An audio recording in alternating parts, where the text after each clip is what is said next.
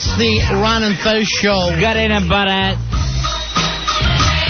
I'm Ron Bennington. With me, as always, is the fastest man in the NFL, Mr. Fez Whatley. Greek lightning. Hiya. He brags a bit, but he is quick. A lot of people are quick. I'm sudden. You are sudden. I noticed that. Yes. And then suddenly, last summer. True. Whatever happened to the motels? I really thought that was a band that was going to go the distance. The motels are closed, Ronnie. They are boarded up.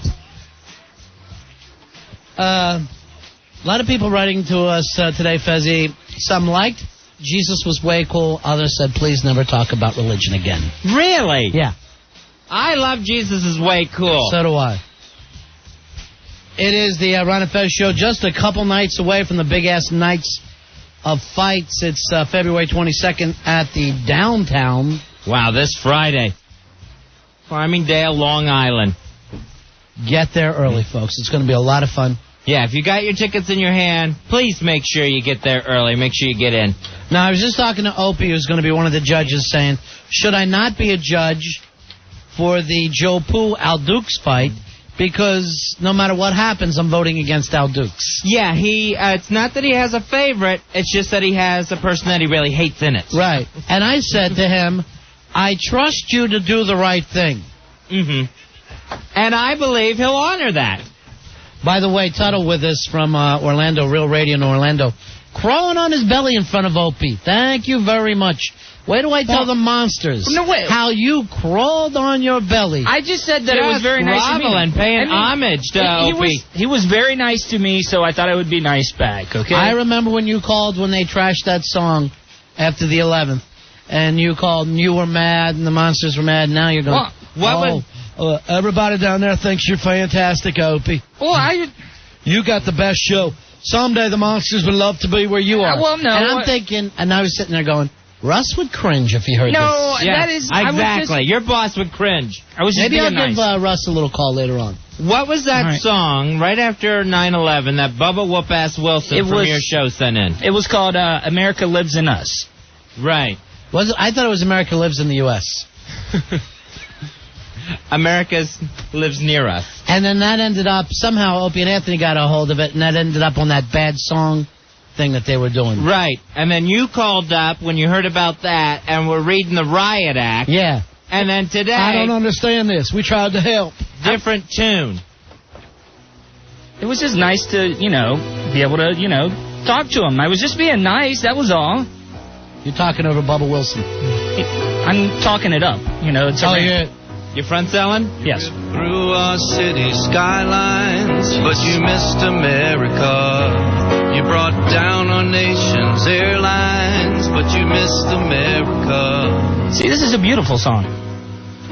Yes, and you called us bitching and griping after we played it, and Opie and Anthony put it on their song list, and then today, you were tying Opie's shoes. You groveled to him. No, I did not. I think... Opie, someday the monsters of the midday would love to be where you are. I think... You have taken this business further than anybody suspected. I didn't go This is my far. third Starbucks. I sure like Starbucks. Starbucks is good, and you are wonderful, and everyone in Florida loves Opie Anthony. Tuddle used to be our intern, now working for Real Radio in Orlando. Comes from a very small town in Florida named... DeLeon Springs, Florida. Yeah. DeLeon. Yeah, most people know it as Ponce de Leon. Yeah. But there it's pronounced Dillion. Old Ponce. Ponce de Leon. Went and discovered it all, boys. I just thought it was nice to meet Opie. Okay, I thought it was pretty bad whenever he did trash the song. It was not right. Now you're talking a different tune again. I thought it was very cowardly. Because when you're the coward of the county. Yes, I'm not the coward. You're the coward of the county, like your dad called you. I know. You're yellow. This little white redneck guy, we decided to send him out on a trip to see New York tonight, Fuzzy. A nighttime trip to New York. That's right. New York at night. He wants to see it under the lights. 125th Street in that area. And higher. And higher, maybe up into BX. Nice. Now, Billy Trip Staples. around Yankee Stadium. Billy Staples, as well as one of our fine listeners, Travis Bickle, are going to take him out on a trip to New York. All right, so there you have some really experienced tour guides. All right. I'm really excited about it. Good. And you're going to see all the nicest parts. I want to thank you very much. I wouldn't be able to see half of New York if it wasn't for you guys. You wouldn't have been able to see any of it. We flew you up here. Well, all right. Unless you could see it from your trailer. Oh, Opie, you are so much better than my show. No, I did not say that. I was just being nice, okay? I mean, it's a good show. And it was one of those embarrassing things, Ronnie, where he's just shaking Opie's hand just way too long, right? Inappropriately. Yeah, it was embarrassing. And then licking his fingers when he's done. And then Opie said, yeah, whatever. Right. I'm going to call Russ.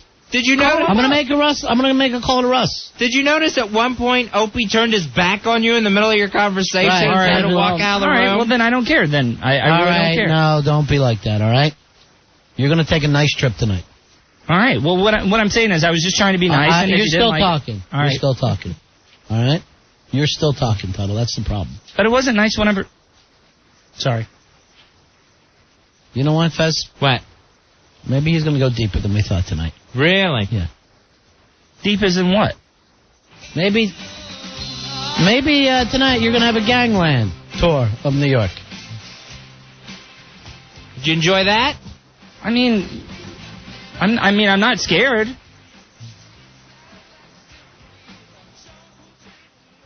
You will be. 877-692-1027. Hey, Andrew, you're on Ironic Fez. Hey, guys, it sounds like Tuddle's Opie's little bitch. Why doesn't he stick around and kiss Eddie Trunk's ass, too? Eddie Trunk, you are a metal genius. Eddie Trunk, Friday Night Rocks, Saturday Night Rocks, every week. Every day of the week rocks. I heard you with Jane Simmons, and you sure did a hell of a show.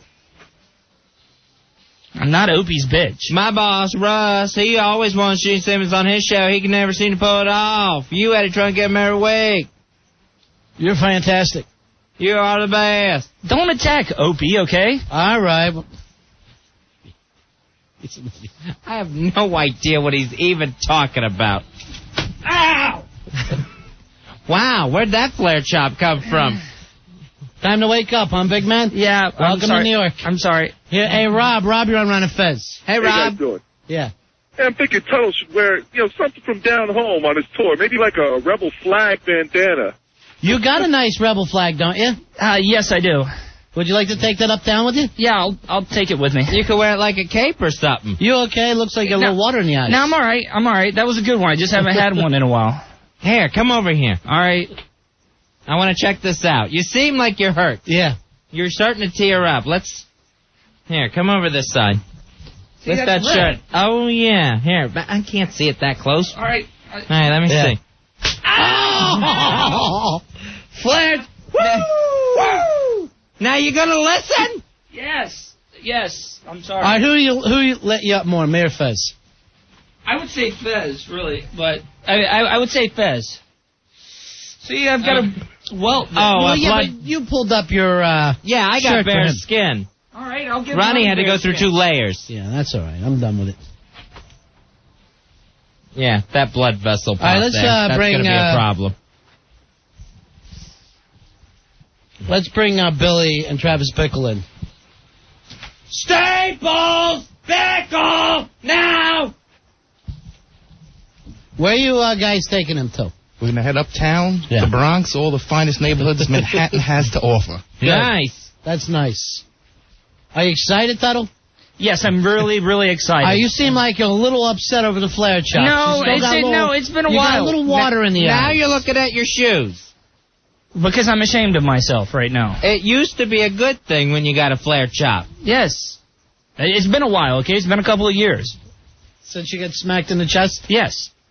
You used to come to us and say, listen, I'm screwing up. I need a flare chop. I mean, it's not as hard as it's not as hard as it used to be. You got weak without us. You weakened up on us. Is that what happened? Let me see the chest again. Yeah. Okay, yeah. Those fingerprints are... Yeah. There's 2 handprints on there and broken blood vessels. Yeah, that's rough. You better put something on that. So you got the rebel flag? Yes, I do have a rebel flag. I brought it where I can fly Old Glory proudly. That's not Old Glory. Old Glory is the United States flag. Yes. Realize that. You got, like, stars and bars, all right? You can call it that. You know, make like a Jim Craig, have him drape himself in and walk around. That's nice. Like looking for his dad in the stands. Hey, Oscar. All right, now when people that can remember the Olympics from 21 years ago, they're going to be laughing. Hey, Oscar, you're on Ron and Fez. What's up, boys? Call the 1798 there. Hoo-hoo-hoo-ah! Yo, this night can only spell trouble for Tuddle. I'm up from the Bronx, and I'm already hearing him talk about how he's not afraid. Yeah. It's not a matter of fear. It's a matter of awareness. You got to know what neighborhood you're in, and you got to respect it. If you think that this is Florida and you can just walk around like if nothing's going to happen to you, something bad's going to happen to you. You know what he told me, Oscar? He says that he's walked through some of the hardest sections of Orlando and never had any trouble. Really? Now, is that Tomorrowland or Fantasyland? Down in Fantasyland, there's a bunch of gangs hanging, and I'll walk right through them. I walk right through the Tom Sawyer boys in Frontierland. I walk right here.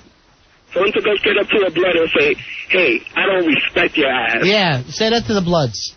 I don't respect you? Yeah. Yeah, go up to a guy in a red bandana and say, I don't respect your ass. He doesn't even know me. Why would he be mad at me if I said that? Because already from hearing you, I can tell that you don't respect the neighborhood. You're not afraid of it, so obviously you don't respect it. Hey. All right, thanks, Oscar. See ya. Sit. Fezzy, Darlene just wrote to us about how great to hear a flare chop again. Oh, okay. Right. He's very upset about the flare chops, Ronnie. I can see it. You know, I look around the guys who work for us now. We never hit them. No, we never hit them, and yet they still don't listen. See how it could be? At any point? They all have it easy up here, Fezzy. Not a flare chop among them. I think I may have blistered my hand on that one. Well, no, wait, I'm sorry. I'm sorry about your hand. My hand is still stinging.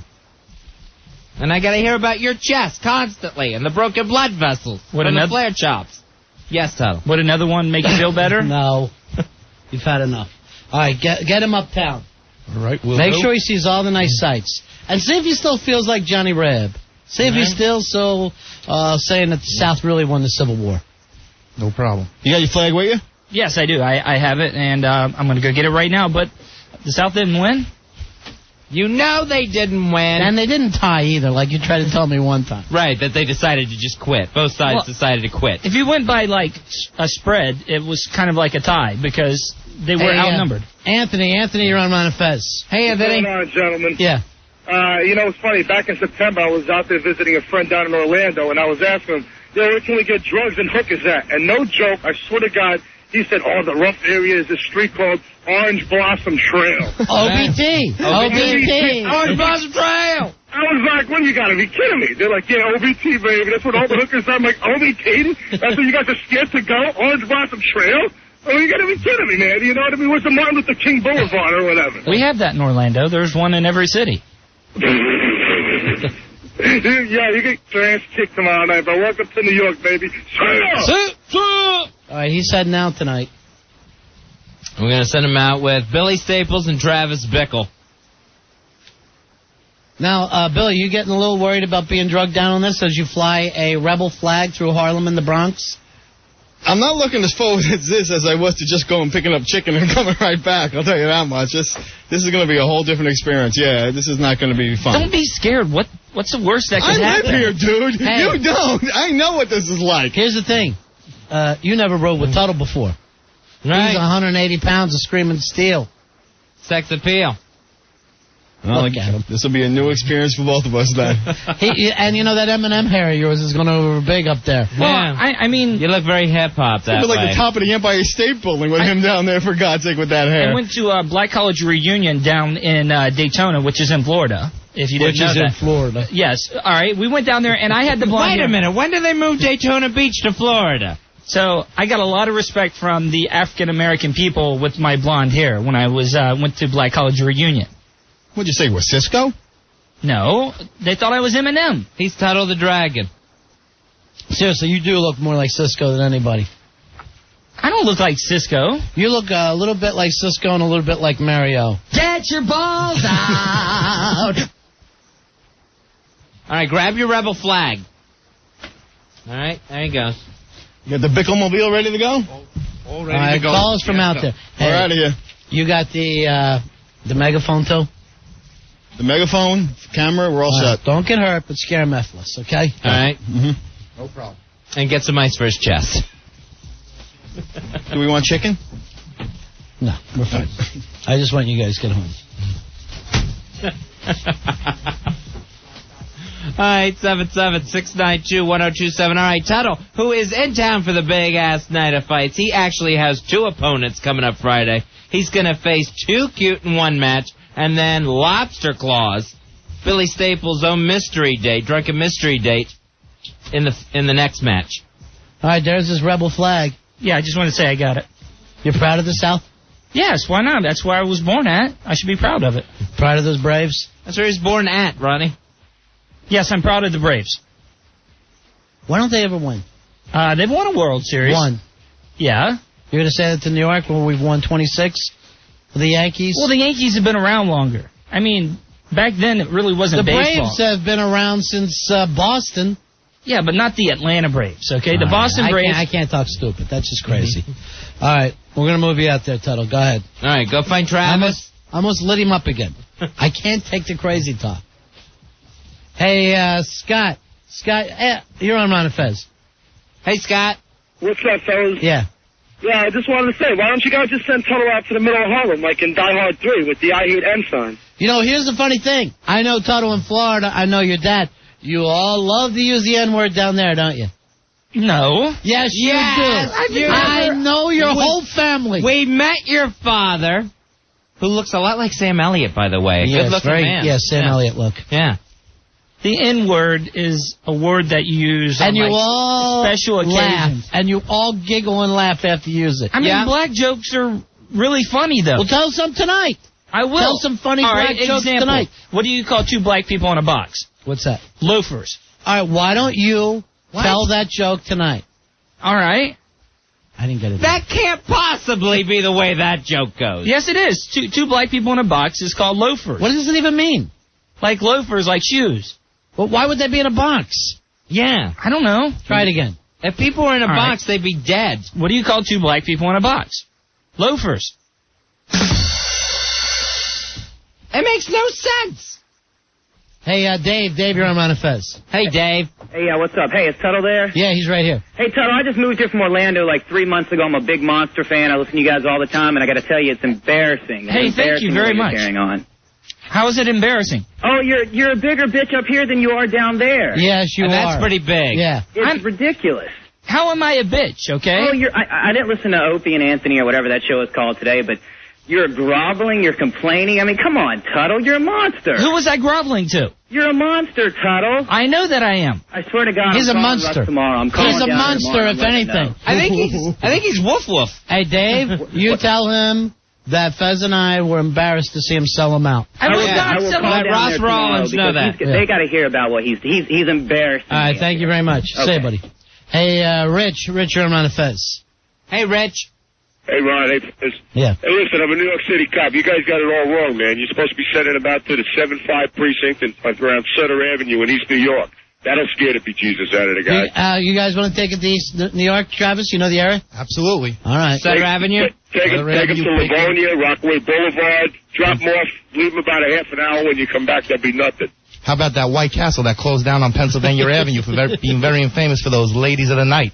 It's still there, pal. Pennsylvania Avenue, still there. What's a White Castle? Oh, we'll have to check that out. That's where the king lives. You know it as a Crystal Burger. Crystals are good. Hey. That's where the mayor of New York lives. Are you going to tell all your funny black jokes out there tonight? Yeah. Let's hear another big funny black joke. All right. 2 black people go over a cliff in a car that holds a cliff. Okay, like a you know, it drops down into a ravine. Okay. 2 black people go over a car, or I'm sorry. What the hell are you talking about? Monster of the midday. I'm sorry. Start over. All right. 2 black people go over a cliff in a car that seats 6 people. What's the downfall? What's the downfall? Yeah. All right, what is it? The car seats 6.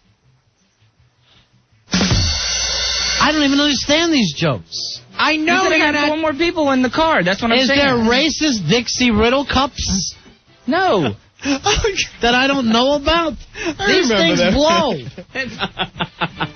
I wish I was in Dixie cups. Hey, Asia, you're on Fez. Hi, Asia. Hi. Yeah. I have somewhere for you to take, old boy. Yeah. Take him around my block in Harlem, 143rd and 7th Avenue. Walk across the barber shop and then come back across by the projects. He'll never make it back out. All right, you want to see that? If we can have him run across the street and come back? I would love it.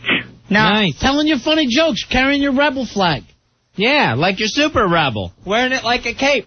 Across the intersection. That'd be now, for real, though, I would love to see that. There are cops around that are going to stop it, right? Please. Oh, What? I mean, I'm sure eventually. There's a precinct down the block. If they get there, he might be all right. Eventually, they'll bring whatever they can back here. Yeah, body bag. They'll be there to clean up the mess and to look for a toe to tag. Hey, Mac, you're on Fez. Hey, Mac. Hey, Ron and Fez. Yeah. Yeah, buddy. You want to make some jokes? Hey, I'm a nigga, and I live in East New York.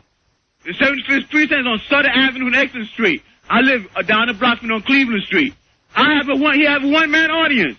You want to come out and do your little funny stand-up for him? That you do a one-man show for Mac? Yeah, make some bigger jokes so I can laugh. When you and your dad tell these jokes in the double wide down there, you love them so much? I have never heard those jokes from my dad before, Double wide, double the laughs.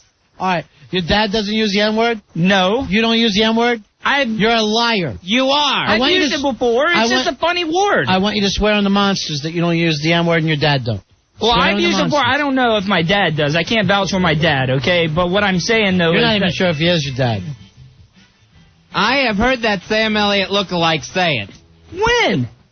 You've only seen him one time. When you were in a teabag boxing for us. Here's Quint. Quint, you're on Ron and Fez. Hey, Quint. Yeah, how you doing, Ron and Fez? I'm living in Harlem for all my life, and I don't like this guy, Tuddle. His stupid black jokes. I live on 116 in Lex. There's a lot of dust dealers out here. You know Angel Dust, right, Rodney? Right. Yeah, I'm Let me tell you, baby. Yo, what's your name? Tuddle. Tuddle. Tuddle. Yes. Tuddle, let me tell you something, baby. You ain't got no right coming up here with that stupid attitude. Bring your flag so we can recognize. You understanding, Bo? Yeah, I understand you. Why you gotta making jokes, a loafer? What two black people in a box? I mean, it doesn't even make sense. I know. Joke. That's the stupidest joke I ever heard, Mo. That's the stupid. Yo, baby, let me tell you something. Stay in the studio. Don't play your stupid game. Come to the point tattooing in your ass. Man, I make jokes about Asians and Mexicans and stuff like that. You and your father ain't never come up on no black guys and said nothing. All right. Look, no love for joke. Thanks a lot, Quint. You're full of crap, baby. All right. Here's Jackie. Jackie, you're on Ron and Fez. Hi, Jackie. Hey, Tuddle, how you doing? I want to help you with some black jokes. Wait, what do you call a black guy in a suit? What's that? The defendant. White people are so scared of black people. What do you call one white guy with 10 black guys? Who's that? The coach. White people are so scared of black people. See you guys. Say it, Jackie. God, I wish you'd get back on the show. I know. Wish you could sustain it a little longer. Now, what happens if you lose that rebel flag tonight and your daddy's waiting for that to come home? I know you had to borrow it from him. You can't let it touch the ground, okay? I'm going to have that back for Robert E. Lee's birthday. Bubba! You're not allowed to let it touch the ground, okay? My daddy, what, may I lose that flag? Please, I get back that flag. My daddy hasn't been the same since the 3-car hit the wall. When the 3-car hit the wall, my daddy hasn't said 2 words. Hey, Rob, you're on Ron and Fez. Hey, Rob. What's up, buddies? What? 2767 here. Hey, I bet $100 you don't make it till 10 o'clock. Do I get the $100? I'll give you the $100. Or we put that 100 towards his funeral. Right. Oh, Tuddle, you won't want it. It's not Confederate money. All right, see you later. All right, see you.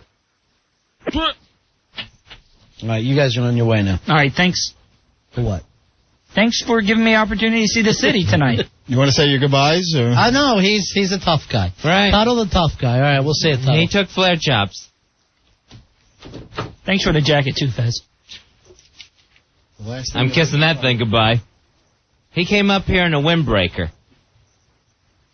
That ain't his coat. That's mine. You. I grabbed Ron's by accident. I'm sorry. No. Flare chop! Flare chop! I didn't mean... I'm sorry. No, I'm sorry. Take my I didn't mean coat to. off. I swear to God, I picked up the wrong one. He's walking out of here with Ronnie's coat. I swear to God, I did not do that to be funny. If you loved him, you would have known that was his jacket. He doesn't love us. Oh, now he's down. Wow, choke slam. And there's the boot. Ow! There's the boots being put to him. Sorry. You picked up the wrong coat, dope. Wow, that was a windpipe takedown, and now just ongoing boot stomping. All right, Billy stepped on him, and he got hit in the head with the door when it opened.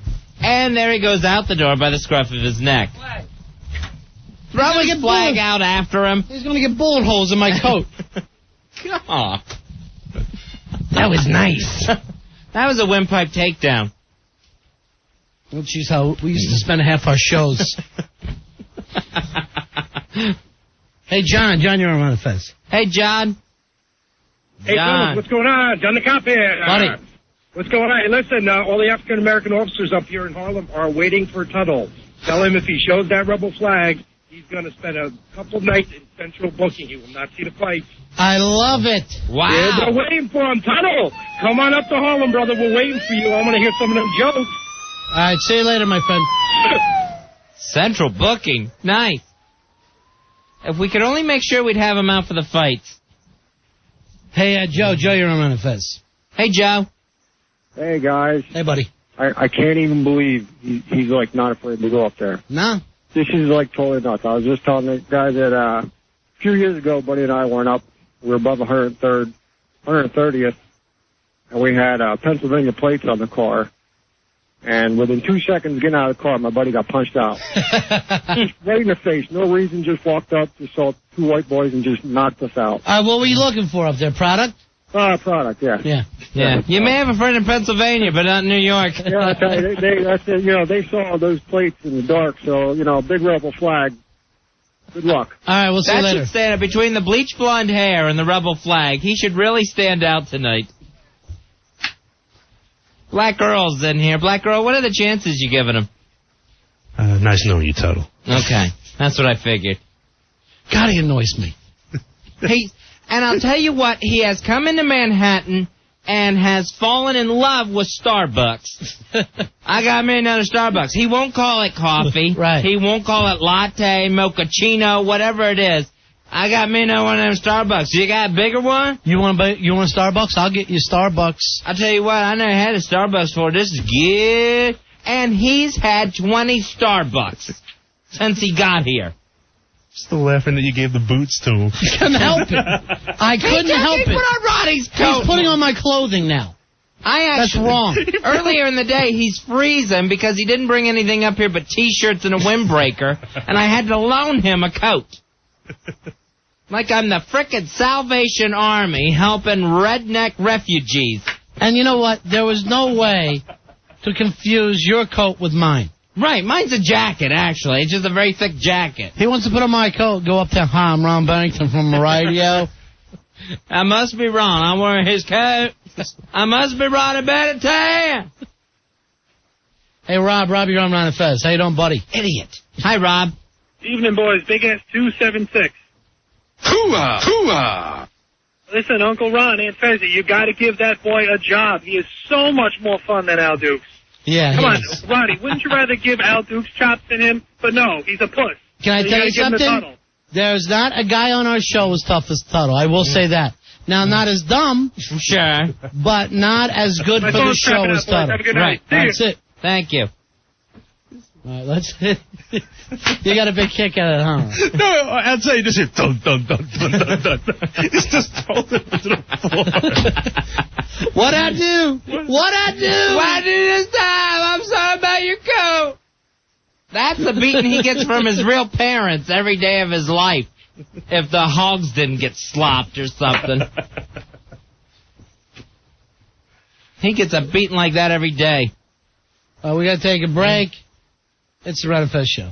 Ron and Fez, 102.7 WNEW. We've got a hick loose in New York. We're Ron and Fez. Tonight, Fezzy, at 8:02, you're going to have something happen that is very strange if you're into numerology at all.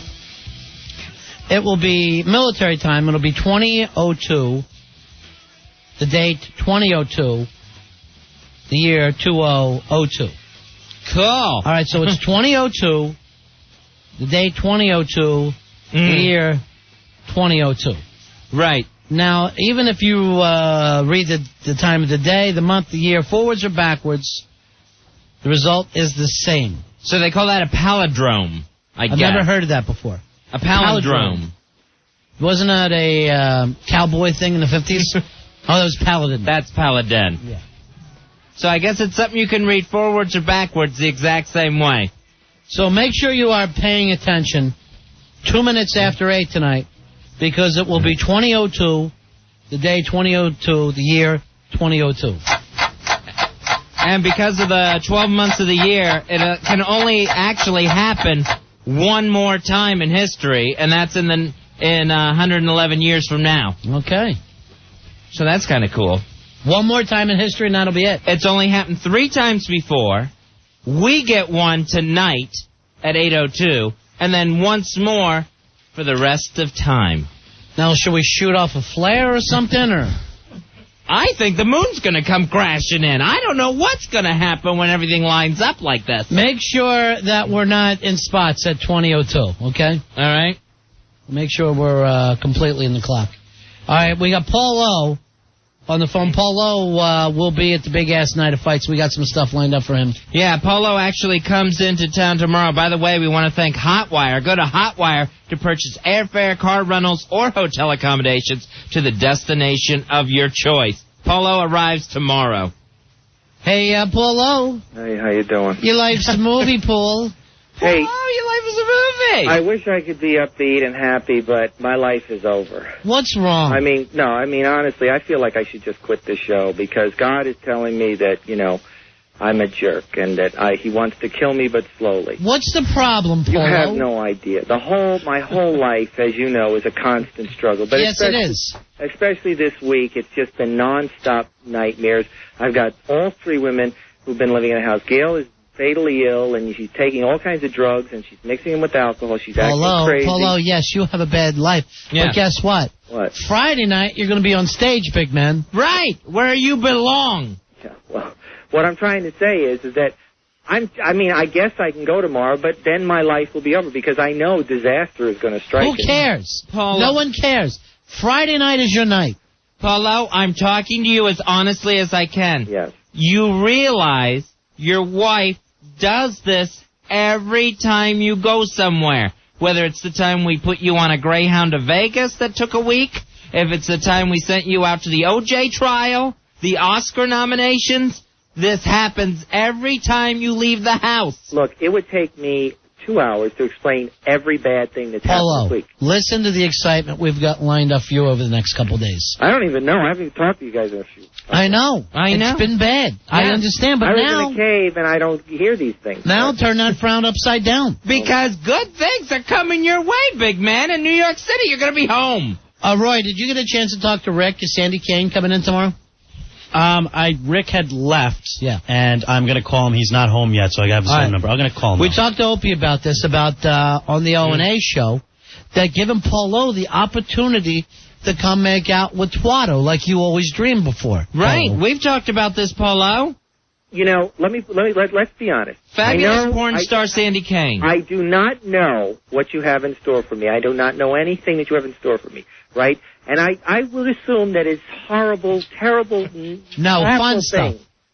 But that would be heaven compared to what I'm living with right now. We're trying to tell you we're going to give you heaven. Hey, there's that bright side you've been looking for. Yes, I understand. All right, now listen what we're doing with you Friday night.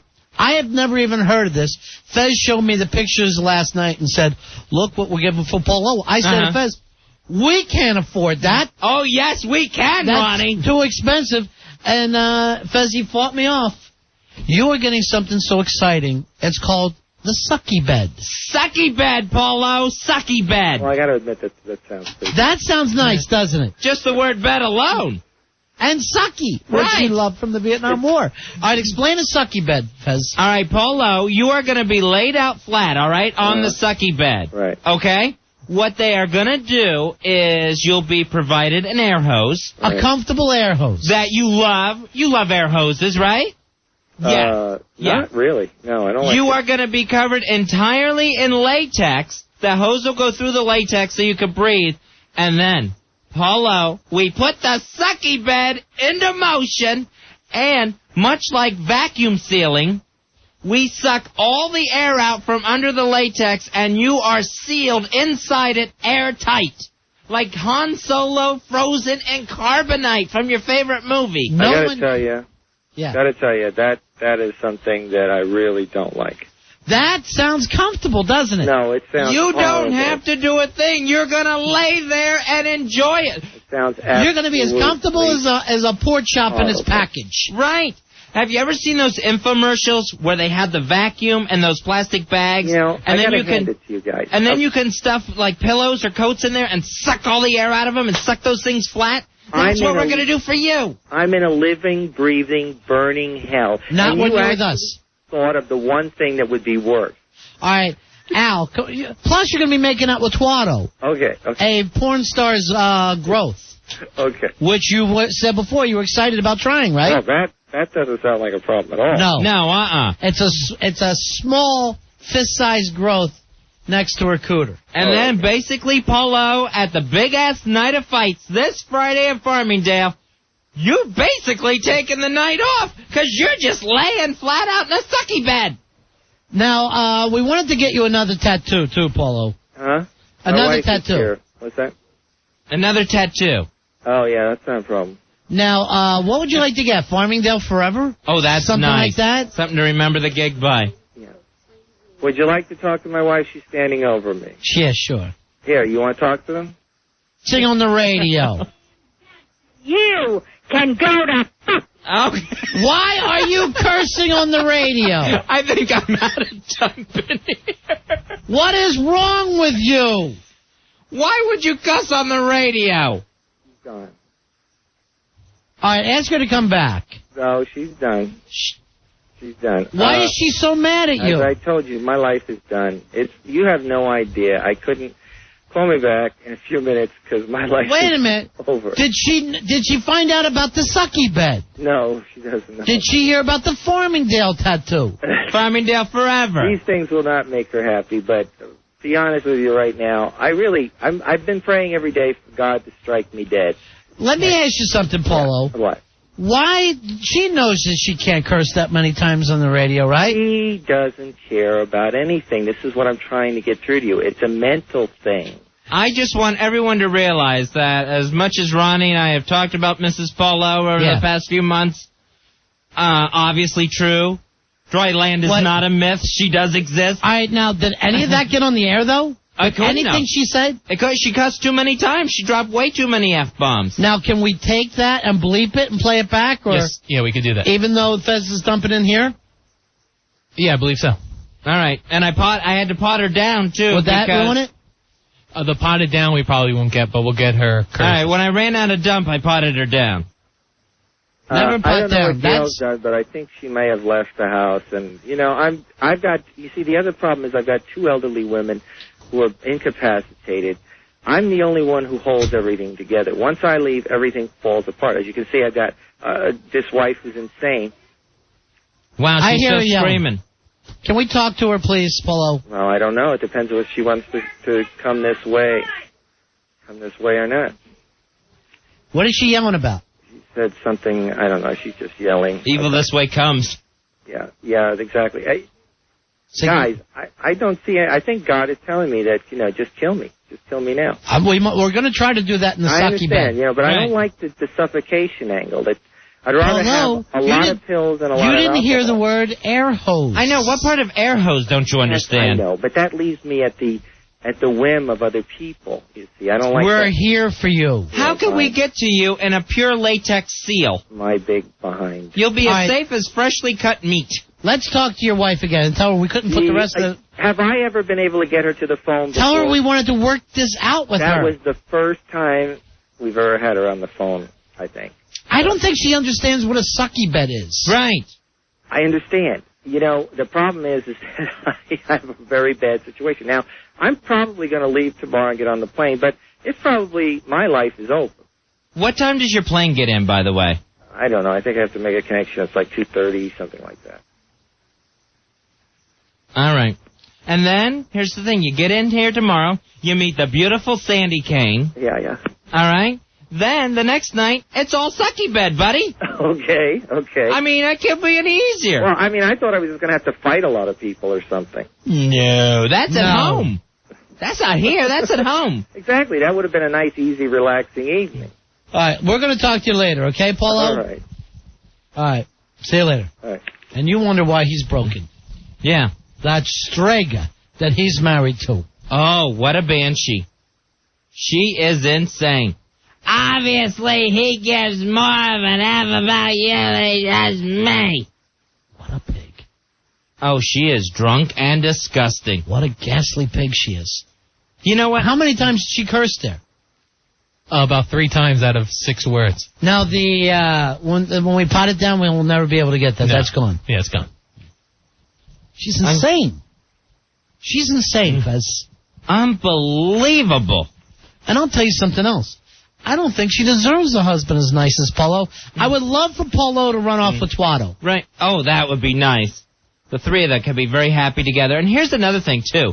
Everyone should know this about how Paulo even married this she-devil. She faked cancer and said she was dying in 6 months. What, 25 years ago? Yeah. And tricked him into marrying her. He didn't think she'd be around to the end of the year. If I was him, I would like to lay in a nice sucky bed and relax. I don't think we've done a good job of explaining what a sucky bed is. Also, Al, give us the website that we can give out to people where you showed us the sucky bed last night in the office, Fez, because there's nothing like this. Yeah, what is that website? Baroness.com. Baroness? Yeah, it's spelled BARONESS. Okay, just one N in Baroness. Yes, and then she has a online catalog. It's available there. The Baroness will be out there running the sucky bed for us? Yes, she will. Is this her? She's a redhead, if that's what you're looking at. Oh, no. I'm looking at a black-haired girl. Oh, I see the Baroness. There's a redhead. All right, the Baroness has a great look. She looks like married with children wife. Where do you go? To the bizarre latex thing, or what? What section?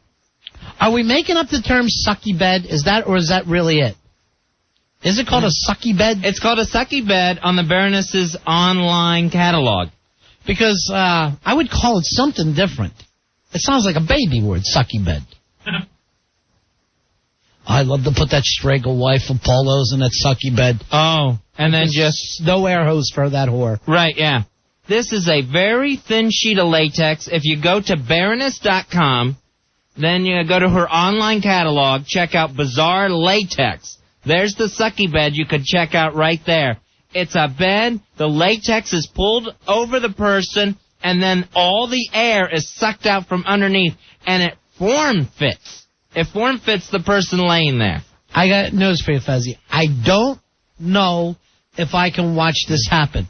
I get a little claustrophobic, and I have a little bit of a problem with people suffocating in latex. Mm-hmm. Yeah, this pulls it right tight. I mean, it would suck out the area of latex in between someone's fingers. That's how sealed in it you are. It's right on you like another flesh. When I was a little kid, the bigger kids grabbed one of my friends and put him in a sewer and closed the lid on him. And I heard, and I couldn't help, I'm like 5 or 6. Sure. The bigger kids are like 12 or 13. And my little friend was beating and scratching against the top of the sewer. And to me, he was buried alive. There's the suffocation thing. I don't know if I can see Paulo in the sucky bed. I can do it. I know you can. You can be strong for both of us. I will be that night. But I might have to go out and smoke and look at the sky and remember that there's plenty of air. All right, and the sucky bed online going for $800. That's reasonable. Vacuum not included, people. I don't know if you'd want to ever use it more than once. I know. Do you have to get a new sheet of latex after you use it on one person? And by the way, we're 6 minutes away from the Palindrome. Yeah, well, you know what? We want to make sure that we're exact right time, too, Fez. Oh, okay. We might need Roy for that. Will has seen the Sucky bed used before. Will, you're on Ron and Fez. Hi, Will. They showed it on one of those HBO Real Sex shows. And was it called a Sucky bed there as well? I believe so. I believe it might have been the same person. They put on like a whole show. It was one of those little freak conventions. Yeah. Where a group of people get together. And it actually seemed like a turn-on to me. Why? Why are you turned on by that? And I guess she humps on the person or she beats it or something? Right. And they can't move. They're completely incapacitated. I guess you could say it's sort of the contact without penetration. I don't know. I like to think that I'm a little bit of a perv and I can get into anything. I don't think I can do the Sucky bed. This is a total body condom. It's a little too silent to the lambs for you? Yeah, I don't think any kind of claustrophobic thing. I don't think I can deal with. It's so tight, it's beyond even being, like, wrapped in saran wrap. It's hard to describe. Well, keep your eyes on those real sex shows. They might show it again. Yeah, I can't stand that because the women are too unattractive. All right, guys. All right, so you go to Baroness.com and then where from there, Fez? From Baroness.com, go to her online catalog, then go to Bizarre Latex. We just got to get a link on NEW for tomorrow. Yeah. So everyone can see the Baroness's Sucky bed. All right, we got Tuddle. He's heading uptown. Hey, Tuddle, you're on the air with us. How you doing, buddy? Hey guys, this is not good. What's the problem? Man, they're a little bit more organized up here. What are you talking about, Tuddle? I just saw somebody get dropped. I mean, there was a whole bunch of people standing out on a corner, and I saw somebody get dropped. Where are you right now? Where are we at right now? We're on 117. We're on 117th. Why aren't you enjoying it? Well, I mean, it's just I don't like it when we get to the red lights. I mean, we're all right when we get to the green lights. It's just red lights that scare me, kind of. Now we're on 120. You're on the famous 125th Street in Harlem. Nice. There's a lot of lights, too. I mean, it's a well-lit area around here. That's nice. There you go. All right, are you ready on 125th Street? Are you ready to start flying that rebel flag you're so proud of? I don't know, man. I don't know if it's a good idea for real, though. All right, I think it's a good idea. By the way, not to interrupt you, Tuddle, do we need to start vamping out so we can hit the Palindrome? Yeah. Exactly. All right. Now there's people selling shirts here. We don't have Mrs. Paulo on, so it should be fine. Yeah, that's not a fright. Hey, what's Billy talking about over there? Let him know. They're trying to buy a T-shirt. All right, let's put the phone up so we can hear what's going on. Hold on. What kind of shirts? Okay. Tag shirts? Do you have any, like, Rebel Flag T-shirts or anything? No? No, he said no. I don't hear you bartering with them. Work them. Well, it was a green light. We had to go. Now we're pulled over on the side of the road right now in a parking space. All right, Tuddle, we'll be right back with you. So we are looking up now. This is a very historic time for you folks. At 8:02 tonight. And what is the name of the phenomenon again, Fez? I think they're calling it a palindrome. They're saying that tonight at 8:02, it's going to be, the time is going to be triply palindromic. All right, so it's 20:02 will be the actual time, like a military time. Right. The date, 20:02. The year, 20:02. Now, no matter which way you read that, frontwards or backwards, it's 20:02, 20:02, 20:02. Right. It's only happened 3 times before us. It happened at 10:01 on January 10th, the year 1001. Yeah. And it also happened on November 11th at 11:11 in the year 1111. All right, now what time do we have that's exactly correct? This clock here? Yeah, that is exactly correct. We are completely unvamped now. We're all set. Okay, but is that the exact time? Because I have 3 clocks in front of me and they all say a different time. I think that is the most accurate. All right, that's up above us. Right, that So one. we have, within 2 minutes, and I tell you right now, pick up the phone and call someone that you love and say that we're triply palindromic right now. Yeah. We're triply palindromic in I'm afraid a matter of like a minute and a half. Planets are going to collide or something. Everything's going to be all lined up. All right, now, Fez, you said that this won't happen again for how many years? It's not going to happen again for another 111 years. It'll happen at 9/12 on December 21st in the year 2112. Well, Andreas writes in and says it's going to happen again in an hour in the Midwest. So, yes, of course. But this is the only time it's going to happen Eastern time. Right. So we're under a minute now. a triple palindrome. Right. A triple palindrome. It'll be 2002, 2002, 2002. Pretty exciting stuff. Yeah, we're 30 seconds away. All right. You're going to be able to read it frontwards and backwards. Yeah. I don't know. You think there'll be a flash of light? I think there will be. Or keep an eye on the moon. It may fall from the sky. That's what I'm worried about. Now I'm starting to panic. The time in just 15 seconds will be 2002 on the date 2002 in the year 2002. All right, here we go. We'll count it down from 5. 5, 4, 3, 2, 1. Happy Palindrome! Happy Palindrome! Happy Palindrome! I feel a little lightheaded right now, Fez. I think the Earth is off its axis. I'm not sure. I think it's spinning backwards. I feel thinner. I think we're going back in time.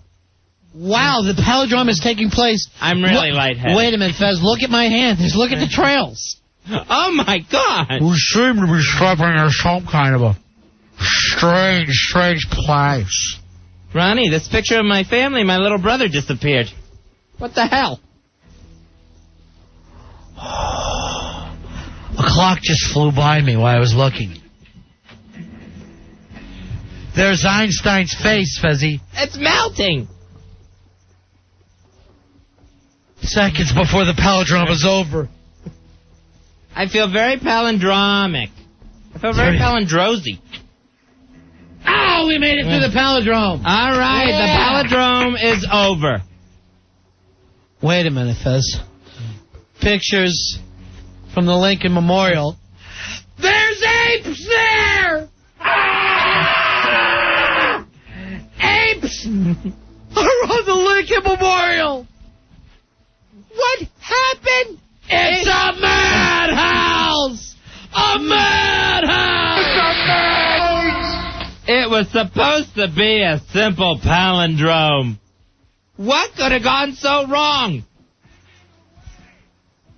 How the hell did these monkeys get like this? What other way would they be? Be begging me for a treat right now.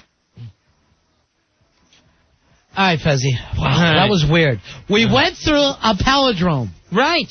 This is only the 4th time in the history of time that it's happened. All right, Horde King writes into us. This calendar is only 2,000 years old, 1/25th of human history. Previous calendars were measured in terms of monarchs or other rulers. Why assume that there won't be another means of timekeeping in the next few centuries? Horde King, do you have to crap on every single palindrome? Exactly. Why take the joy out of the palindrome? We had a palindrome. We got to experience one. We were all together for it. And Tuddle was in Harlem during it. Sure. Oh, that was too cool. Yeah. I'm starting to get my regular time legs back on. Yeah, me too. Yeah. Did you honestly feel a little weird there for a second? Yeah, I got very lightheaded. Yeah, I got that whole panic attack thing. Sure. It'll happen. Can we take calls again?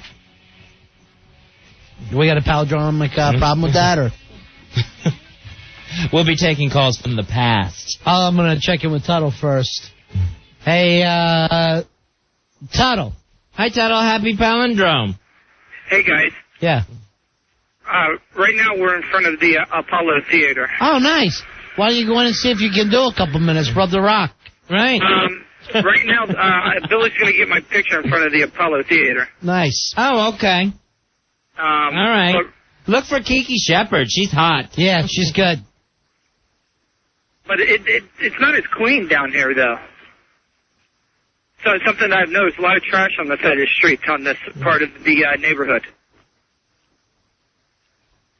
Well, that's going to happen. They haven't picked it up yet. So, all right, he's taking my picture right now. There's not a lot of people looking at us really weird. What? No one's looking at you weird. You're at a very famous... He's waving me, goddammit. What?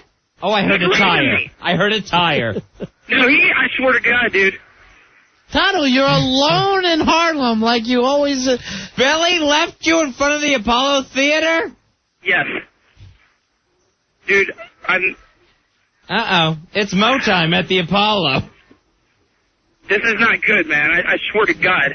Do some black jokes. Yeah, do your funny black material. Maybe you'll get on at the Apollo. No. Yeah, you'll be on Comedy TKO on Showtime. Tell us what you call two black people in a box. What's that called? Just serious, guys. How do I get back to the station from the Apollo You Theater? can't get back. Walk north. Dude, I'm freaking hyperventilating here, okay? Why are you hyperventilating? Where's your... This is scary. Where's your rebel flag? You use it to damper off your forehead. It's in my jacket, tucked in there now. He's tucked in his jacket. You still have the rebel flag on you standing outside of the historic Apollo Theater? Yes, and I've got it tucked securely in my jacket right now. Start waving it. Yeah, put it around your neck. Start yelling, the South has won at last. I thought you were so proud of the South. All right, hold on. Start singing. Has Billy come back for you? No, I swear to God, I don't see the truck. Start singing, I wish I was in Dixie, and then say, I want to try out for Apollo Kids. I wish I was in Dixie. Hooray, hooray. All right, we're going to let you go, Tuddle. Wait. Just like Billy did. All right, Tuddle. He's our former producer. He's here from Florida. Never been to the city before. He's got a rebel flag, and he's just been abandoned outside the Apollo Theater in Harlem. Hey, Tuddle. Tuddle? Yeah. There's no cabs. No, there's no cab. Of course there's no cabs. Then how am I supposed to get back? All right, Billy, I know you're listening to the show. Go back and get him. Go get Tuddle. Billy Staples has got him out there along with Travis Bickle. They're showing him the town tonight. IKEA Boy just wrote in. Did you guys tell them to do this? No, we didn't. Of course not. IKEA Boy wrote in. Tuddle sounds like he's in the Blair Witch Project. Very funny. He's not here yet. Not unless he circled around the block, because I don't see him. Tuddle, Billy, I know you're listening to the show. Get your ass back.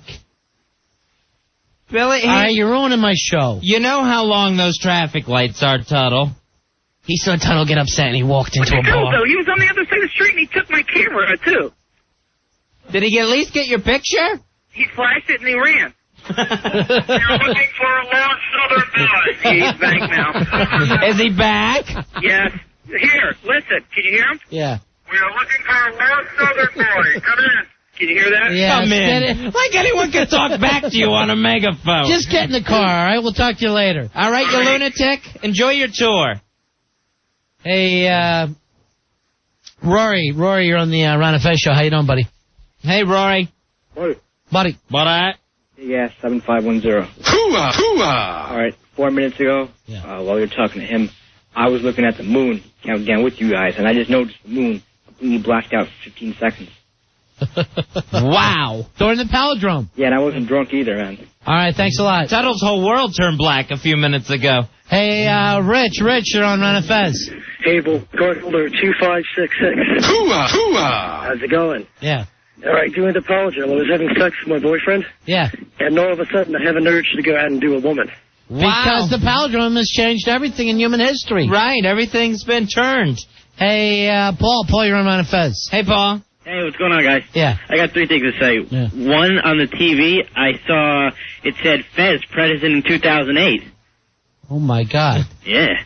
Wow. The Palindrome. My life has taken a drastic turn. For the worst. Changed. All right, see you later. What went wrong back in time that made me president in 2008? We got to get back and fix it. I'm sorry, Fez. My dog is taking me out for a walk. Palindrome! Palindrome! All right, Fezzy, Spy report. I can't believe this, but I'm getting a lot of reports. I think we're being set up. Okay. People are telling me on the Spy report that another show is doing the winning cowbell. Really? A show that I would say are all good friends of ours, as well as playing... I got a fever, and the only prescription is more cowbell. I could have used a little more cowbell. I gotta have more cowbell. And I'll just leave it at that. We've been using that cowbell since we got here because Jeremy wouldn't get us a bell sound effect. But even down to calling it the winning cowbell and playing the Christopher Walkens. I mean, it's a silly thing. I can't believe that's true. Spy report. Spy report. That's not even material you're taking at that point. I don't believe it. I think we're being set up. Okay. I think it's a joke. I'm going to trust your instincts. Thank you, Fez. But my instincts have been completely thrown off during the Palindrome. Maybe we're on the moon and the Earth orbits us. I wish the Palindrome could have lasted longer than a minute. Yeah. All right, we're going to take a break. We'll be right back. You're listening to the, according to this paper, the Fez Show. Weird. On WWEN 7201. That damn Palindrome! Ah! Ron and Fez. You're scaring me. Stop it. 102.7 WNEW. Friday, February 22nd, the Ron and Fez Show presents the Big Ass Night of Fights. It's Ron and Fez live at the downtown in Farmingdale, Long Island, featuring the battle for no respect. Ron and Fez executive producer, the fabulous Al Dukes, tries to assert his authority in the ring against Joe Poo. Al, your dad called and he wants you to stop sipping off his D. What does that even mean? Will Al show who's the boss, or will Joe prove that who's the boss? Is your mommy going to be in the corner rubbing your back to get you psyched up? And just when you thought things couldn't get any uglier... Staples! Now! Billy Staples climbs out of the bottle and into battle as he faces his arch rival Perry Noyd. I'm battling addiction. I'm going to knock the addict out. Plus, it's blind rage when former Ron and Fez intern Frighty Fright looks for revenge and for his opponent as he puts on the blindfold and faces the woman who sucker punched him, Lisa Croft. Oh! She just punched him in the jaw! Ron and Fez live at the downtown in Farmingdale when Tuddle, the dick from Dixie, challenges the women of the North. The only thing them Yankee women are good for is to be a human urinal. A special appearance by the Nature Boy, the Torture Apollo, and live a very special uncensored Sweet Melissa moan of the night. Oh, yeah. Oh, yes. Oh, thank you. Thank you. Oh, thank you. I love you. Plus, it's your chance to meet all the girls of the Ron and Fez Show, including Too Cute, Nurse Myra, Helen of Joy, French Bread Pizza, Crazy Claire, Ice Cream Girl, and F Me Boobs. It's the Big Ass Night of Fights, Friday, February 22nd at the downtown, Farmingdale, Long Island. Ticket holders get there early for Ron and Fez live at the downtown.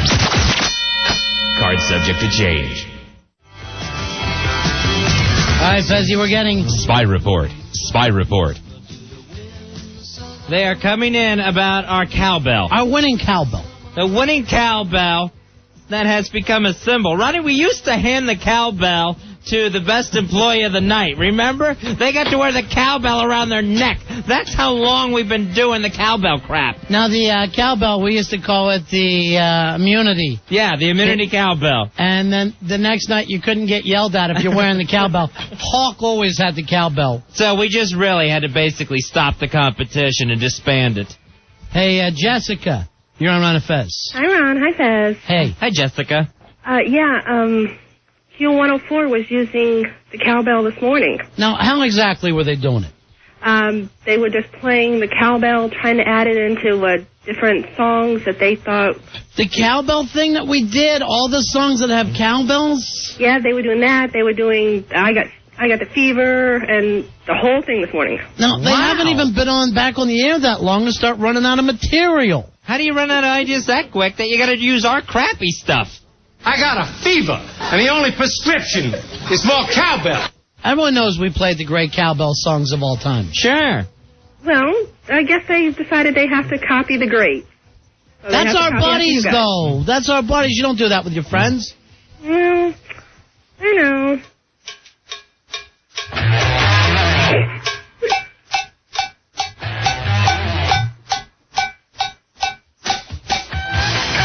I gotta have more cowbell.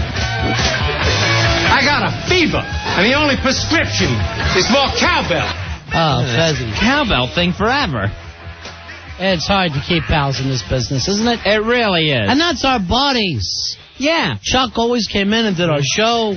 who I think actually played the cowbell on our show one night. Sucky. That ain't right. And how many times did we stick up for those guys in the hall? Constantly. Hey, Mark, you're on Ron and Fez. Yep, Ron and Fez, card holder 6323. Hooah! That is a confirmation. The girl, what she said earlier, is absolutely correct. Spy report.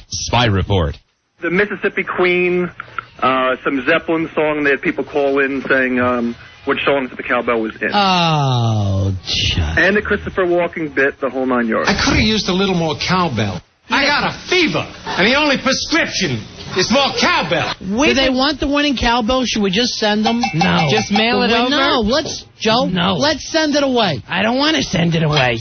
Here's the thing. We have an autographed cue card from Will Ferrell from that bit from Saturday Night Live when it first happened. It's hanging up in our office. That's it. Tomorrow I'm coming in Jewish and having saggy breasts. They're not saggy. And that's our friend. I'm sure they forgot that we do the cowbell thing. Right. Are you guys going to do the 3-phone call date, 3-question date as well? Yeah, speed dating. We'll do speed dating. Speed dating. Yeah. No, I don't want to bore anybody. We can't do that. This is great cowbell. I got a fever, and the only prescription is more cowbell.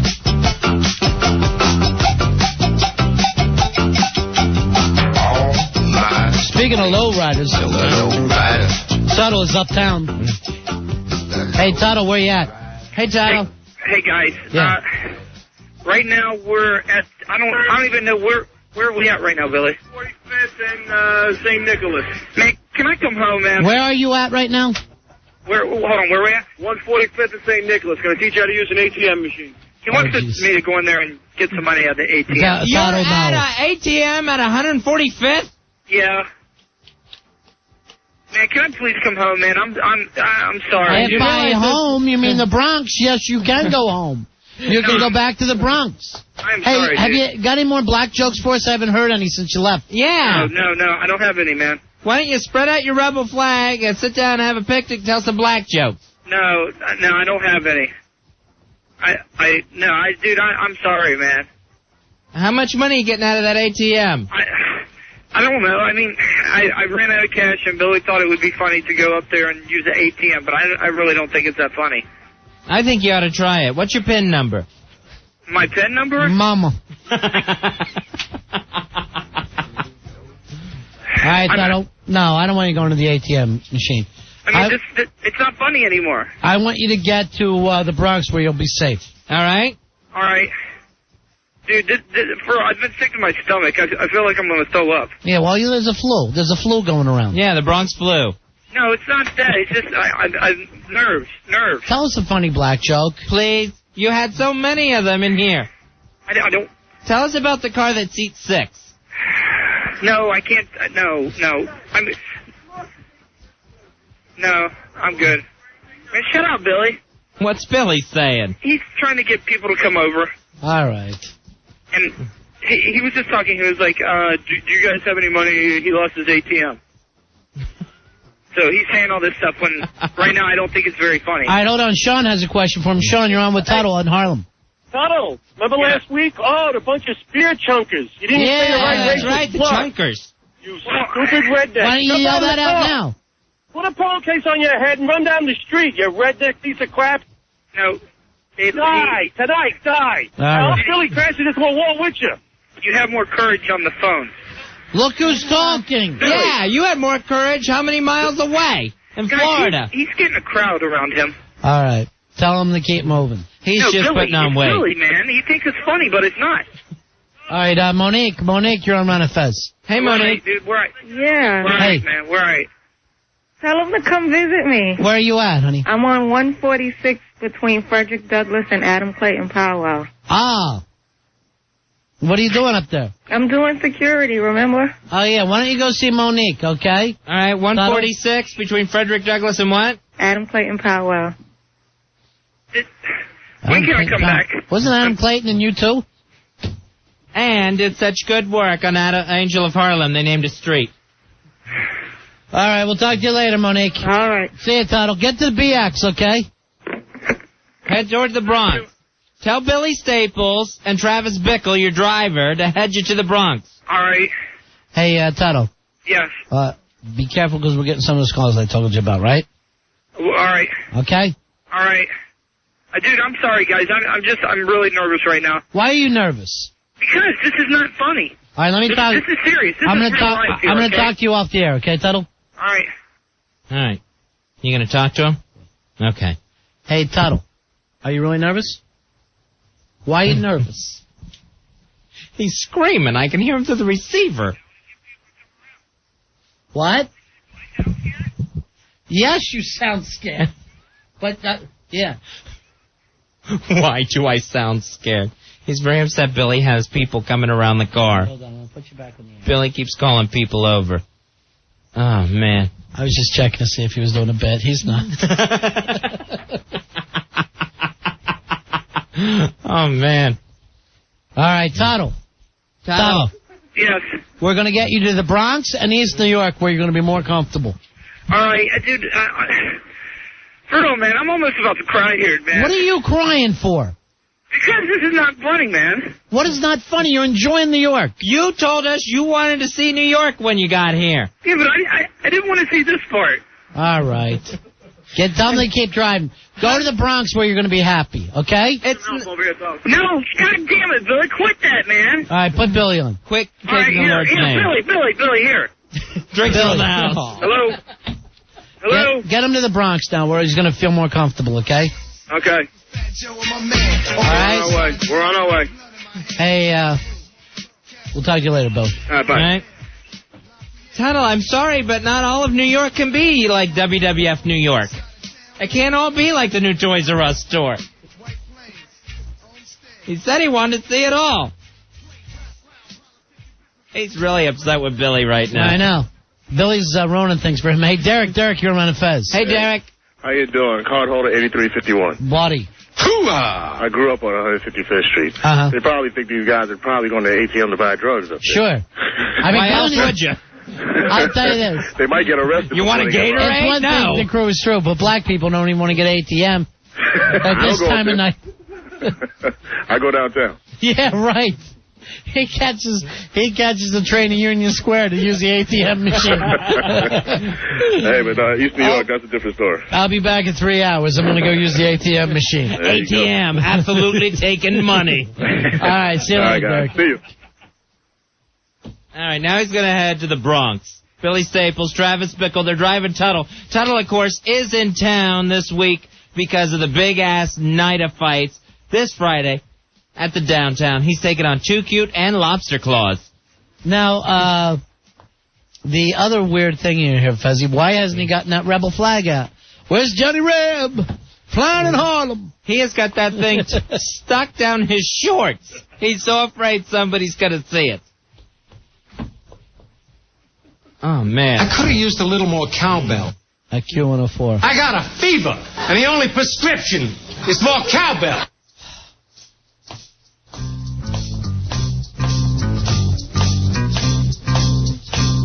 That's our friends, Fez. I know. And our cowbell. That's what makes it weird. Bit. I don't care. As long as we're keeping it. We're sending them the cowbell. No! Why are you going to send the cowbell? They need a little start.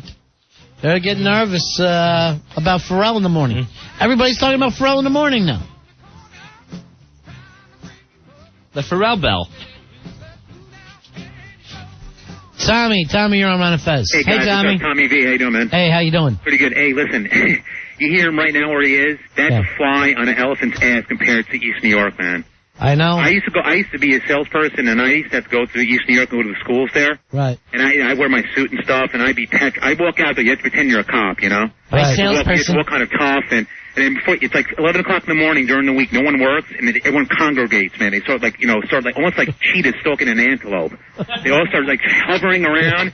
There's the antelope, Tuddle. I'm telling you. He's going to see pit bulls. He's going to be nuts because everybody hangs out outside. There's going to be like 100 freaking people outside. He's going to crap his pants like Al Dukes. He got invited over to the 75th precinct there at Sutter Avenue. Yeah. I tell you, listen, if he was scared there, I'm telling you, that's a fly on an elephant's hiney. All right. Okay? He's going to crap his pants, I'm telling you. Guarantee it. Hey, Craig, you're on Run of Fez. Hey, Craig. Hey, guys, how you doing? I heard the disclaimer for the big-ass night of fights where at the end it says the card is subject to change. Yeah. Yes. Did you have them put that on there because you knew you were sending Tuddle out to these areas? It's going to be like the WWF. One night, the wrestler's going to be ready to fight, then he gets beat up in the pay-per-view and can't show up. All right? I am disappointed Tuddle's not telling us funny black jokes. I know. He left here with just a boatload of them. Where's his amusing racist humor that we all find so interesting? And what happened to Captain Reb? He was going to wear that flag like a cape and run through the neighborhood. Now, yeah, right. He was Captain Reb. Yeah. Johnny Reb, on the run. I know when he fell apart in front of Opie and sold out his own show. Right, yeah. That he was not going to go over too strong in Harlem. I think once he gets to the Bronx or New York, he's going to relax. Yeah, I think he's going to feel much better then. He'll be at ease. Yeah. All right. We'll take a break. We'll be right back. What we'll have for you when we come back is, Ronnie, we were able to pull the tape that didn't get on the air. Yeah. Apollo's wife. Oh. So that is standing by. I'll play a bit of it right here, Fez. Okay. Oh, my poussoir. That couldn't have been it. That's Apollo's wife. Oh, my poussoir. We'll be right back. It's Run of Fez. Run. Fez. 1027 WNEW. And the only prescription is more cowbell. I gotta have more cowbell. I could have used a little more cowbell. Someone's used a little too much cowbell. We're running Fez. Hey, Bill, you're on Run of Fez. Hi, Bill. Hello. Yeah, buddy. I heard Melissa Moan. Okay. There's the winning cowbell. That's the original winning cowbell. Way to go, Bill. Oh, thank you. Bill, you hold on the line. You're going to the big-ass prize closet. You're getting a gift certificate to Avante Salon and Spa. Check them out online, AvanteSalonSpa.com, or give them a call at 732-780-0222. And you're also registered for a chance to take the Hotwire Travel Challenge tomorrow on the show. If you win that, it's a travel voucher worth $1,000. You can use it to purchase airfare, car rentals, or hotel accommodations at Hotwire for the destination of your choice. Remember, go to Hotwire to purchase any airfare, car rentals, or hotel accommodations. That was a lot. That's an incredible amount. That's a lot. That's a real lot. But I get it done. Yeah. An hour later, I get it done. You'll be able to hear Melissa Moan, Fezzy, live and unplugged. She will be uncensored. She will be loose in the downtown. Everything you've imagined, you're going to hear in the sweet Melissa Moan of the night. That's going to be this Friday at the downtown, Farmingdale, Long Island. I can't wait. The big-ass night of fights. I thought we were going to be talking with Mikey tonight. I thought we'd also be talking with Jesse. But first, let's go back. Let's get a hold of Paulo as we play what his wife said. Okay. Most of the stuff we could not do on the air. Right. What happened is Paulo, of course, is coming into town. He'll be here tomorrow. Great time playing for him. He's going to come into the studios early. He'll be part of the O&A show as he makes out with Twado. Oh, God. Sandy Kane's sidekick. That's gross. And then, of course, we had a great thing playing for him at the big-ass night of fights that we'll talk about. Right. But in the meantime, he says his wife is giving him a horrible time about coming to New York, and put her on the phone. This is what she told us. Obviously, he gives a more about you than anybody else in humanity. Why are you cursing on the radio? You can go to... Why are you cursing on the radio? What a she-witch. That is real. That is what he is married to. All right, Fezzy, Billy Staples is on right now. He says he has to go on immediately. Billy. No, hey, guys, you just handed the phone to me. What's going on, Tuddle? We're out in front of Yankee Stadium, and we're about to get out.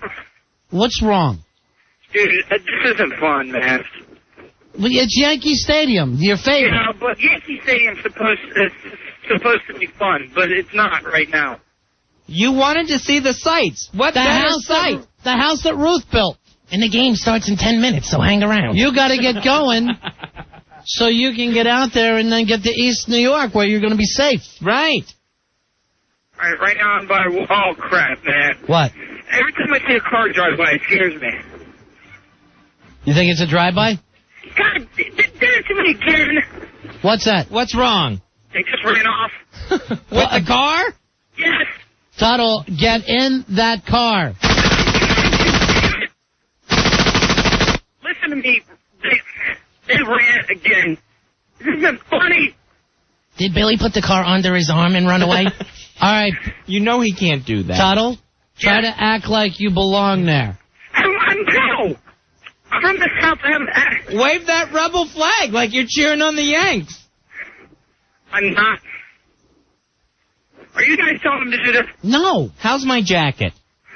It's on me right now. Oh, he's telling everyone you're a Braves fan on that megaphone. I know. This man is a Braves fan. Please listen to me here. All right. You do hate the Yankees. You do. You always tell us you hate the Yankees. Billy's not lying. You're a Braves fan. You always tell us you hate black people and the Yankees. And blacks more than the Yankees. And you... This is not funny. There's people coming out of the basketball court over there. That's Yankee basketball arena. Come on. Come on. Listen to this. Go. What are you doing, Billy? Are you people coming? Go. No, I swear to God, man. They're coming. Are you in the car yet? There's somebody right behind us. Go, dude. Run the stop sign, man. Run the light. There's somebody right behind us. They are running the light to get out of the area of Yankee Stadium. Dude, just keep going, man. Run the light. Dude, this isn't funny, man. All right. Guys, man, I gotta get back there, man. You're going to East New York. You got to go to East New York. You've been to the Bronx. You've been to Harlem. Wait a minute. Are they still behind us? All right, Tuddle, we're going to talk to you later. All right, the megaphone may not be a good idea. No. This is a Braves fan. This man hates the Yankees. Guys are coming up the basketball courts after him. Is he near the park? Yeah, I guess. Because that's major Yankee territory. Sure it is. He's right next to the Yankee Stadium. I would hope so. And right up, a couple of blocks further uptown of the Jeter stadium. should come out and beat him at this point. A few blocks up, there's some lovely projects up there. This is the part that I like to Blair. He's just got the phone. I felt like I could see up his nose. I'm so sorry. This is all my fault. There's a tear dripping right down his big giant head. All right, the big-ass night of fights this Friday night, Fuzzy. That's right. The downtown. Plenty of fights on the card. Al Dukes versus Joe Poo. Billy Staples against Perry Noyd. Tuddle's taking on two women. Lisa Croft against Fighty Fight. And just added recently, Ronnie, Mikey D against Jesse Grubman. Now, we're going to have to check in with Mikey D and find out how this whole thing started out. And, of course, Jesse Grubman is Roy Hampton's good friend. Probably a little bit more about that. It's a battle of the black belts, both trained in the martial arts. Mikey D. Hey, Ron. Hey, Fez. Hey, buddy. Hey, Mikey. Hi. What exactly do you have your black belt in? Taekwondo. Right. And that is more kicking. It's more... It's a bit more kicking. Yeah. I thought it was just stretching. Oh, you can stretch, too. Oh. Tell us what happened between you and Jesse. Well, it all started on the night of the Double Ds. Right. And, again, you know, I think it's well documented that I was waiting outside in the cold. Yeah. And meanwhile, Jesse is upstairs living it up at the lights out party. All right, so a lot of that problem seems to come from Rory. I guess so. And I'll tell you this, Seems Mikey, like it. Not a lot of us here like Rory. By us, I mean me and you. Okay. Yeah. So you're kind of taking it out on Jesse? Yes, I am. Well, Jesse was in the car with me. Yeah. I did the favor of giving him a lift, and we went there, you know, we hung out. Right. And again, like I said, we're outside. Jesse goes right upstairs, and I'm waiting outside in the cold, like an idiot. He ditched you. He dissed me. Now, didn't he also burn your seat? Okay, and then I find out the next day I'm looking at the back seat of the car, There's a bird on the seat there. So he doesn't want to fess up to it, and it's costing me $244.75. Wow.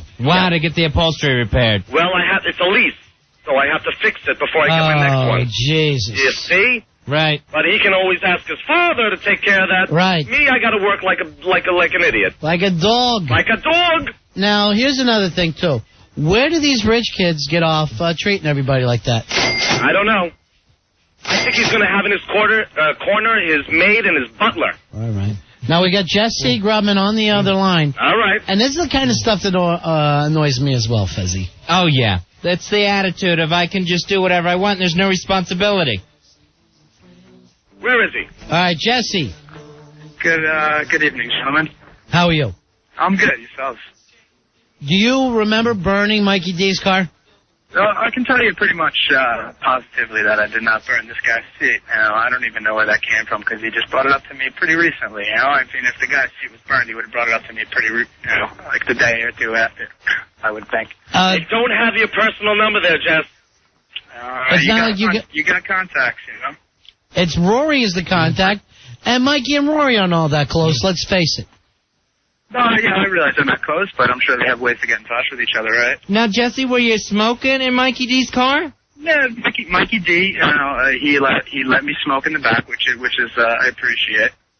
And is that where the burn is, Mikey D? That's where the burn is.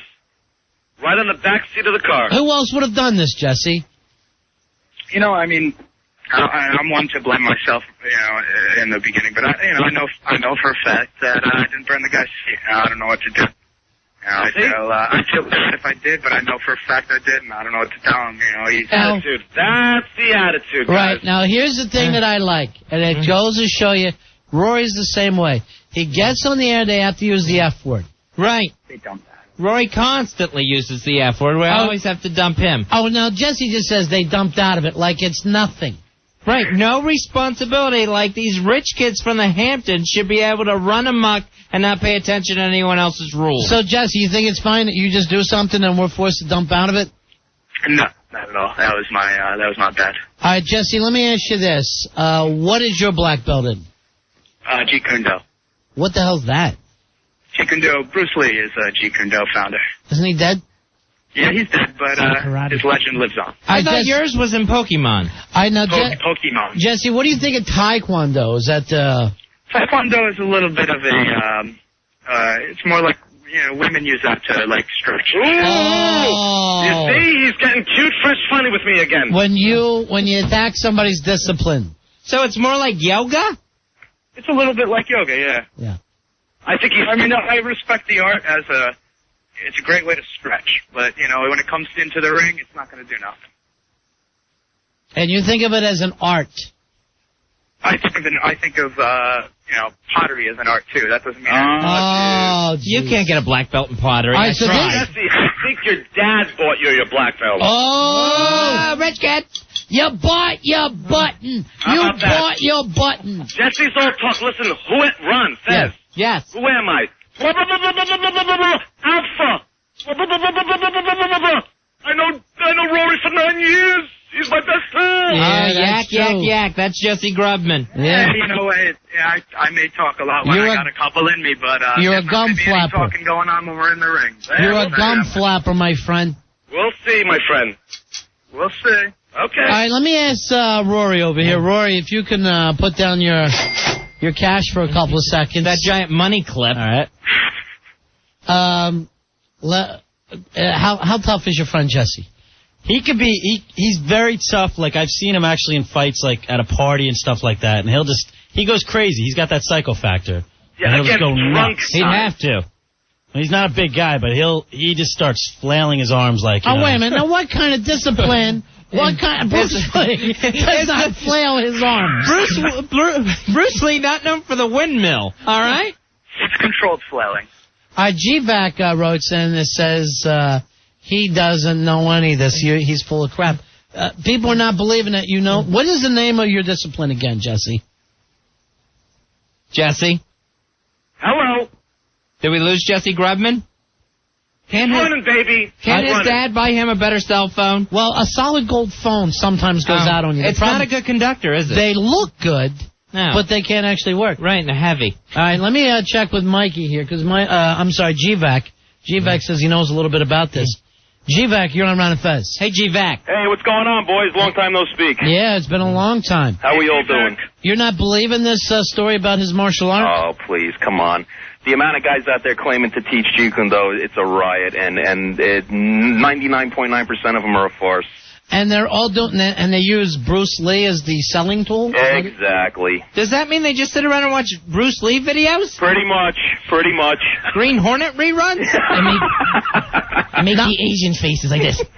I had that. We're on the radio. We can't see that. Who could see the face? Yeah, but thanks for stopping us. Thanks for throwing a stick in the spokes. All right, now here's the. Donnie's got a point here. Donnie, you're on. Stay on with us too, GVAC. Donnie, you're on Ron and Fez. Yo, what up, Ron and Fez? Yeah. Future card holder. Yeah, okay, buddy. Whenever I get this thing. All right. Check it out. Van Damme supposedly went into a bar someplace. I think it was New York. And he was talking some kind of garbage, and he got his ass beat by a Chuck Zito. Yeah, Chuck Zito, the Hell's Angel. Oh, right, okay. Yeah. All right, thanks, Donnie. I think he also got roughed up by some Hooters waitresses one time. Yeah, but that was a whole different story, and he was high that night. That's true. All right, Jesse's back on. Hey, Jesse, GVAC's calling. He's not believing you on your black belt. Me? Oh, me? Who is that, GVAC? Yeah. He's not. I don't know what to tell him. Jesse, who was your teacher? Who is my teacher? Yeah. Mrs. Pettitamane. Bruce Weber on 26th and 6th. All right, Bruce Weber. Seriously, great guy. If anybody wants and a great instructor, right? All right, GVAC, he's saying Bruce Weber. Yeah, who'd he train with?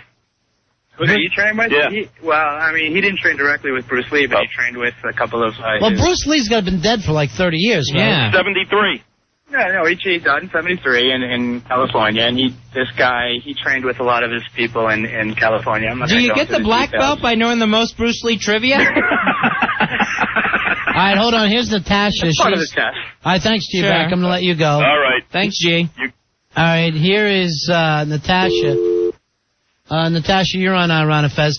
I'm just glad we got a black belt fight in the middle of our let's face it, really crappy fights. Oh, yeah. Hey. Natasha, you're on Ron and Fez. Hey, what's up? Speak up, honey. Natasha. Hello. Speak up, darling. Well, I'm having a bad connection on my phone. Sorry, guys. I hear you whispering. Your phone is fine. You're going, hello. It's great if I'm banging and your dad's in the other room, but now we're on the radio. Honey, can you talk like a human to us? I'm talking. I guess I have a crappy phone. All right, now, what did you want to say? Oh, Tai Chi is actually, I think, what they're talking about. Tai Chi is more stretching and breathing. It's not Natasha, fighting. It's not a combat sport. All right. Honey, I can listen to you talk all night. I really But instead...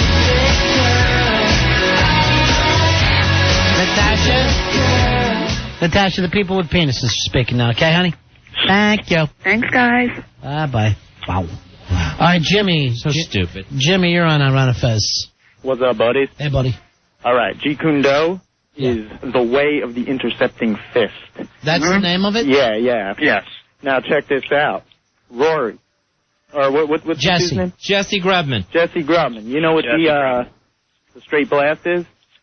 I'm sorry? The straight blast? The straight blast. Yeah. I get those at the Dairy What is Queen. that, Jesse? Where are you going with this guy? He's asking you That's pure Jeet Kune Do, buddy. what's a straight blast? Do you know what it is, Jesse? Absolutely. I've heard the term. What is But what does he want to know about it? Why don't you explain to everybody what it is? Because we are on limited time here, guy. I'm not going to shut him. No, dude. We got all the time in the world. We got 2 hours left in the show, and I want to hear about the straight blast. Quite simple. Well, you'll find out on Friday. All right, Jesse. What about the 1-inch punch? Oh, nice. 1-inch punch? That's That's when he pulls down his drawers. I'm gonna be. Mikey D gets one off. All right, thank you for calling, Jimmy. All right, All right, peace. All I right, can Jesse. talk about the 1-inch punch, but you know what? I tell you, honestly, I don't know how to do the 1-inch punch. That's more advanced than. Then you're a black belt. Yeah, but the 1-inch your radio punch, down, you too, have Jess. to have like some spiritual thing going on with the 1-inch punch, and you got to be pretty. You got to be pretty inept in the art, and I don't know how to do the 1-inch punch. I'll do plenty. You got to be pretty inept, he says, in the art. Well, you should be able to do it. There won't be a need for any 1-inch punches. All right, here's Matthew. Matthew, you're on Ron and Fez. How you doing, buddy? Hey, Matthew. Hey, I'll tell you one thing right now. You'll know for sure if you know Jeet Kune Do. Yeah. Right away. Why is that? It'll look like a human rototiller. Is that true, Jesse? Are you going to look like a human rototiller out there? That must be the arm flailing we keep hearing about. It's a little more graceful than that, but he's kind of got it, yeah. Are you going to hit him with a full blast or whatever that... Well, I only have 2 hours. I couldn't explain I'm you not gonna, the Eastern philosophy. Throw out all the goods. You can't throw out one good. One good would be good. I don't need to go nuts. The other thing is Darlene going to be there for you, Jesse. Yeah, well, if she wants to be in my ring, that's fine. In your ring? You mean in your corner? But, yeah, because we can't. I know you're rich, but we can't get you each your own ring. Right. You'd never get close enough for the 1-inch punch. Well, Rory says he's going to get rings for all of us. All right. Thanks, Matthew. I think it's engagement rings. Jesse, I don't need my taekwondo. It's just going to be boxing, and I'm still going to kick your butt, buddy. Yeah, no, I know. It's all straight up boxing. It's just boxing. No karate or nothing like that. Your 1-inch blast isn't even going to get close to me. The 1-inch blast, which I swear is a dessert at Dairy Queen. Now I'm starving. Seriously, I'm so hungry. That is the best. All right, guys. All right, we'll see you later. All right, guys. All right. I'll see you on Friday. Huh? Take care. Mikey D, Jesse Grubman. Mikey D, so much more likable.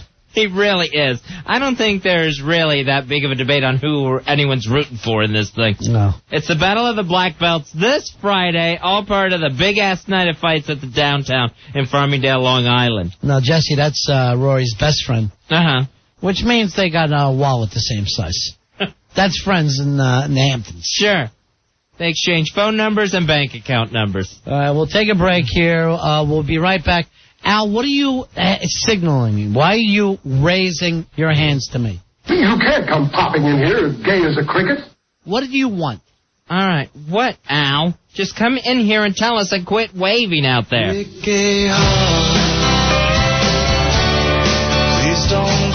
I was hoping we were done using this as my song. Why did you come in and interrupt our show? I have a guest that we're actually a few minutes late on. Who is it? Udo Erasmus. Wait a minute, we're late calling Udo Erasmus? Yeah, I told him 9 o'clock. Does he know Jeet Kune Do? Do you know that we're doing a show and no one's ever heard of Udo Erasmus? Yeah, not yet. No one's heard of him. But he's going to come on to talk to us about healthy eating. Why? Because we do a lot of eating. Yes, I'm starving. We're all overweight here. What happened to Wonder Boy? He was going to bring me a food list. Last time I heard Ronnie, during commercial breaks, he whispered to me, "You like Mexican?" And that was the last I heard of him. So he's going to talk to us about healthy eating, which I have been doing as part of my training. By the way, now you say that you're the world's biggest Bruce Springsteen fan. Yes, right? I am. And you can't ever book anybody on this show. Tuddle tells me that the Monsters of the Midday in Orlando, Florida, a market that's, 39 behind this one? Sure. Regularly, with their house band, have Clarence Clemens and Little Steven playing with them. Come to their gigs and hang out. Really? Yes. Really. Their producer calls them and they go, "Oh, we'd love to." Yet you got us talking to who? Udo Erasmus. Oh, my God. I'm already annoyed. Which, again, may be another dessert treat. I'm not sure. I thought you came in to tell us the karate you practice. What's that? Blow Condi. No, the karate I practice called Kicking Your Ass Friday. That's my karate. I want you to feel passionate about winning. Easy, tough guy. We're going to take a break. Right. Udo's waiting. We'll be right back. It's the Ron and Fez Show. Ron and Fez. 1027 WNEW. NEW. We're Ron and Fez making our way to the downtown Friday night, Farmingdale, Long Island for the big-ass night of fight. Tuddle is still out there with Travis Bickle and Billy Staples on their fun nighttime trip looking around New York. They left the Bronx. I talked to Tuddle off there. Not having as much fun as we hoped, Fezzy. Really? When you put together a nice sightseeing tour for someone, you'd hope they'd enjoy it more. He's been through Harlem, been to the Bronx, I think headed to East New York. Right. I thought he'd have more fun. He says he's a little ill. Really? Yeah. Huh. Apparently some people in the Bronx heard that he was a Braves fan and ran after him. Oh, I don't know how these things get out. Al, tell us a little bit about our next guest. Al's going to have to step up to the mic, Al.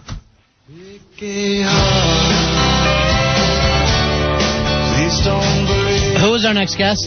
We have Udo Erasmus to talk about healthy eating. Uh-huh. He's got a book out? He does have a book out. What's it called? It's called, Please don't make us drag it out of you, Al. I don't have it written down. It's called Fats That Heal, Fats That Kill. Udo Erasmus has a Ph.D. in nutrition. Hey, Udo, you're on Ron and Fez. Hi. Welcome to the show, sir. Hey, glad to be on. Hi, Udo. All the way to New York. Yeah, where are you calling from, sir? I'm Vancouver. Ah, Vancouver. Canada. Nice. Yeah, Canada. Canada, eh? Yes, by the way, the USA hockey team won a game tonight, Fezzy. Nice. Beating Germany? Beating Germany. Nice. I think that was 5-0. So it'd be nice if we eventually get this where going for the gold, it's U.S. and Canada. Well, let me... the one book is called Fats That Heal, Fats That Kill. There's an easy reading version that's called Choosing the Right Fats. Ah. That's just off the press, So you're saying we should have fat? Yes. And if you went on a no-fat diet, it would eventually kill you. Oh, my gosh. And a low-fat diet causes lots of health problems, including dry skin, low energy levels, problems with hair growth, problem with nail growth. Your skin will get dry. You'll lose water. You'll dehydrate. You'll get constipated. Your liver and your kidneys will fall apart. Your glands will dry up. Your immune system will fall apart. Your reproductive system will fall apart. Your brain will fall apart, and your behavior will become pre-psychotic. Oh, my gosh! And this is all true. We're as good as dead. Heartbeat abnormalities that lead to cardiac arrest. All right, so bacon? Pains in finger joints. So and bacon? Your cardiovascular, cancer, diabetes risk factors will go up, and so will your osteoporosis risk factors. So bacon is good for us? Not bacon. Oh, no. Oh, no. I need a cheesesteak. It's not a high-fat or a low-fat diet we should be on. We should be on the right fat diet. How would we know? Well, you wouldn't unless you talked to me. Thank goodness you're here. Yeah, most of the fats that we think are bad that should be avoided are not. It's not the fats, but the processing that makes them bad. So when you fry them, when you treat them with oils with Drano, window washing acid, bleach, and then heat them to frying temperature, and that's happened to every oil in the supermarket except for extra virgin olive. When you make margarines and shortenings out of oils, the partially hydrogenated vegetable oils, the trans fatty acids, all of those have toxic ingredients that do damage to the body. Okay, so those we should avoid. Don't eat any bleach. Yeah, bleach, and they're actually putting bleach in our foods then, well, right? they use bleaching clays to take out the color, to make colorless, odorless, tasteless oil. I put it in my mashed potatoes to make them extra white. Well, they might do that, but they use bleaching clays in the oil. Man. I see. Can't trust anyone, Udo. Huh? Can't trust any of them. That's true. All right, whenever we talk nutrition, we get a lot of calls. Can we take some calls with you tonight, Udo? Sure. All right, number. But before we do, let me just say one more thing. Yeah. Yes. Far more important than to avoid the bad fats is to bring in and optimize the good fats, because you can't live without those. The body can't make them. It has to have them, and they have to come from food. They're called essential fatty acids or essential fats. And there are two of those. One of them most people are not getting. The other one, people on low-fat diets aren't getting. They're actually not getting both of them. Right. So it's really important to get the right fats, bring them in, because they increase health and increase energy. We can talk about Olympic athletes and their increased energy and stamina and performance and recovery. They speed healing. The joints hurt less. The focus is better. All by choosing the right fats. The right fats. Yep. Yeah. And it's we can talk about a study we actually did with athletes in Denmark. Where can we get your book, Udo? Well, let's see. There's several ways to get it. It's in books and print, so any bookstore can bring it in if they don't carry it. You find it in some of the health food stores. You can call an 800 number, 1-800-446-2110. And if you tell them His Royal Oiliness told you to call, you can get the book there. You can get the little book there. And you can get a free audio tape that's called the Perfected Health Plan. Wow, nice. That's a lot. All right. Udo, we're going to take some calls now. Yep. Let's go to this line, Fezzy. We have Iris on the phone. Iris, you're on Ron and Fez. Hello, Iris. You're on with Udo Erasmus. Fats that heal, fats that kill. Hello, this is Iris calling York. You're on the air, Iris. Hello, your royalness. Your royal oiliness, right? Hey, she learns fast. Yeah. I had a question for you. Yep. Are there fats that heal and fats that kill? I want to choose the right fats. True. And how can I learn to do that? Is there a book or an audio tape available at this time? I'm going to hang up while I listen to you answer. But I'm glad someone's dealing with this, Udo. Okay, thank you. All right, what kind of resources can you offer Iris, Udo? I've got to tell you, speaking of fats, there's a lot of Greeks in the Bay Ridge area of Brooklyn. Greek people? Greeks. And there's a fat lady down the street that starts rumors. I'm going to hang up, Udo. Okay. And my question is, how long will some of these fat people, mainly Greeks, live? And why do they gossip? Okay, so she could buy this for a friend, couldn't she, Udo? Yes. It's a friend of a friend. A friend to the end. Okay, so I'm going to hang up so I can listen to your answer. Okay, we'll get the answer from Udo Erasmus. Okay, so the first question was, what are the... one more thing. Oh, you have another question. Is cheese fat? And what about grilled cheese? Or Parmesan cheese? Or that soft cheese? All right, is cheese a fat? Cheese has fat in it. Okay, I thought it was a dairy. Is it on fat? And why? And will that change in the future as we continue? Okay, as soon as you hang up, I will answer all your questions. One more thing, I just think it's wonderful what you're doing here. Someone finally is talking about this in Bay Ridge. Good. And the other question is, how long can you keep eggs once they've been fried? Okay, eggs are fat, right? Or just a form of cholesterol? They have some fat in them, yeah. Even human eggs? Because I'm on a budget, and I've been frying my own. That's a lot for an omelet. That's a lot. We'll take another call for Udo Erasmus. All right. We are on with Udo Erasmus. It's Fats That Heal, Fats That Kill is the book. Also, choosing the right fats. Jan, you're on Ron and Fez. Hello, this is Jan B. Hello, Jan. Yes, I wanted to speak to Udo Erasmus, please. Udo, you're on with him. Go ahead. I was wondering, we have some favorite foods in my family, and I didn't know if they were fats that heal or fats that kill. One thing I wanted to ask about was pork chops and applesauce. Pork chops and applesauce.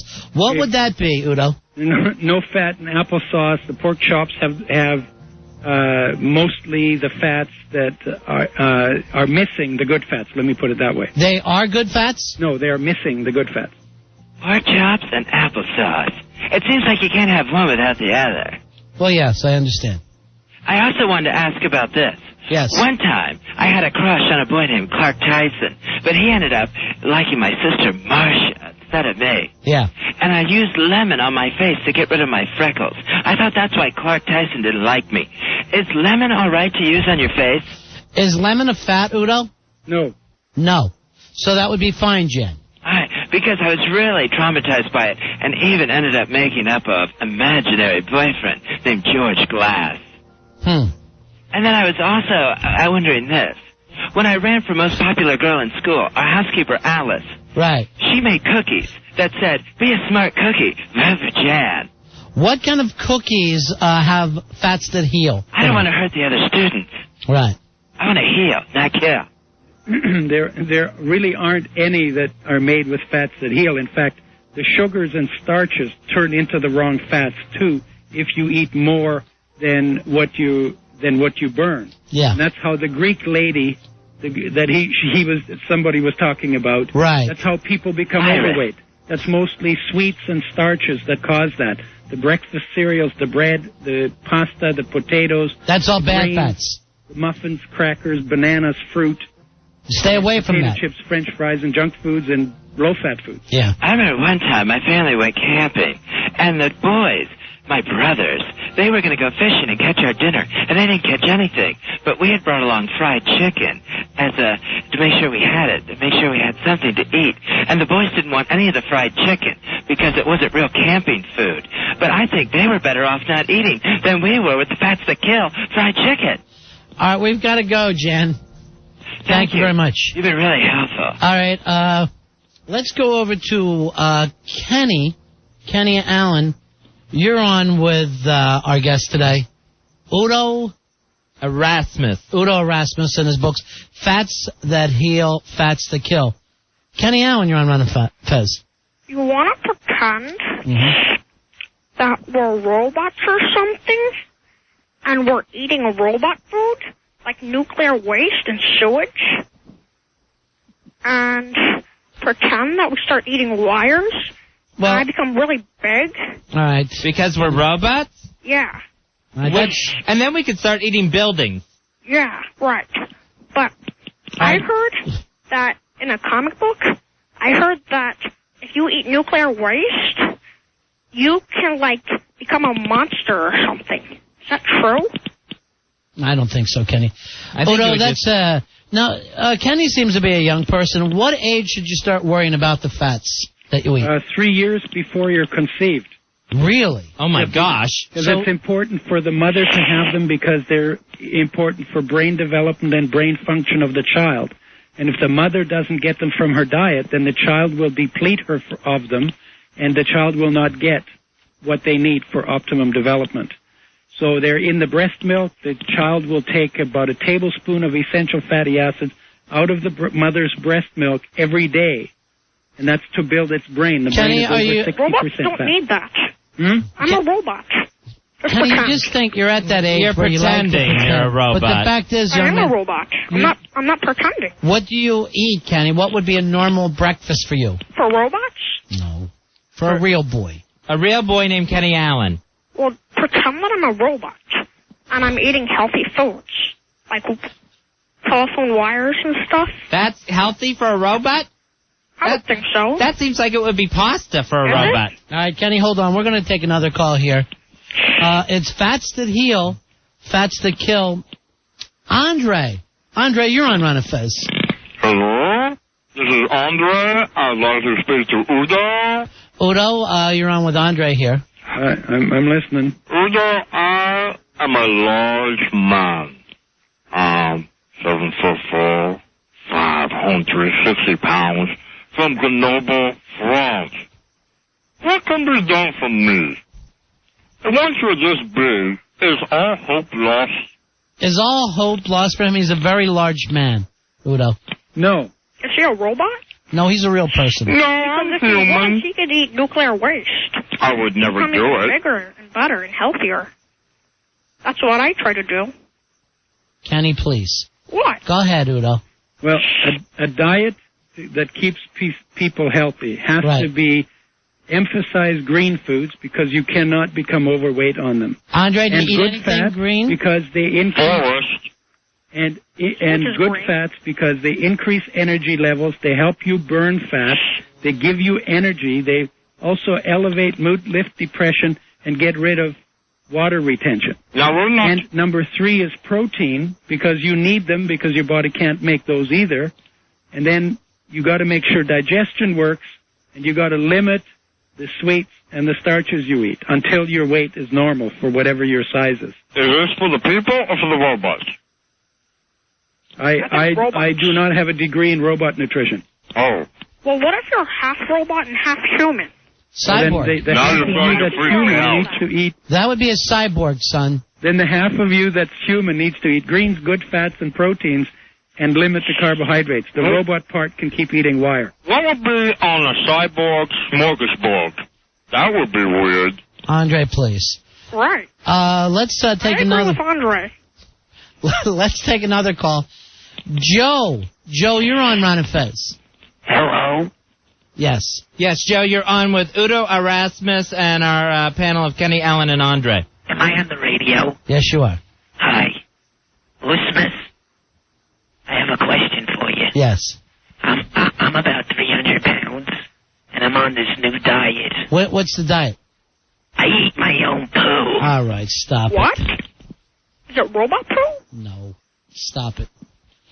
Udo. That is totally gross. Udo? Yeah. When you deal with some of this stuff, what do you think the best way to get started is? Well, the first thing is you got to still waiting for my understand is that I've health been holding. that what you eat makes a difference to health. That's the first thing.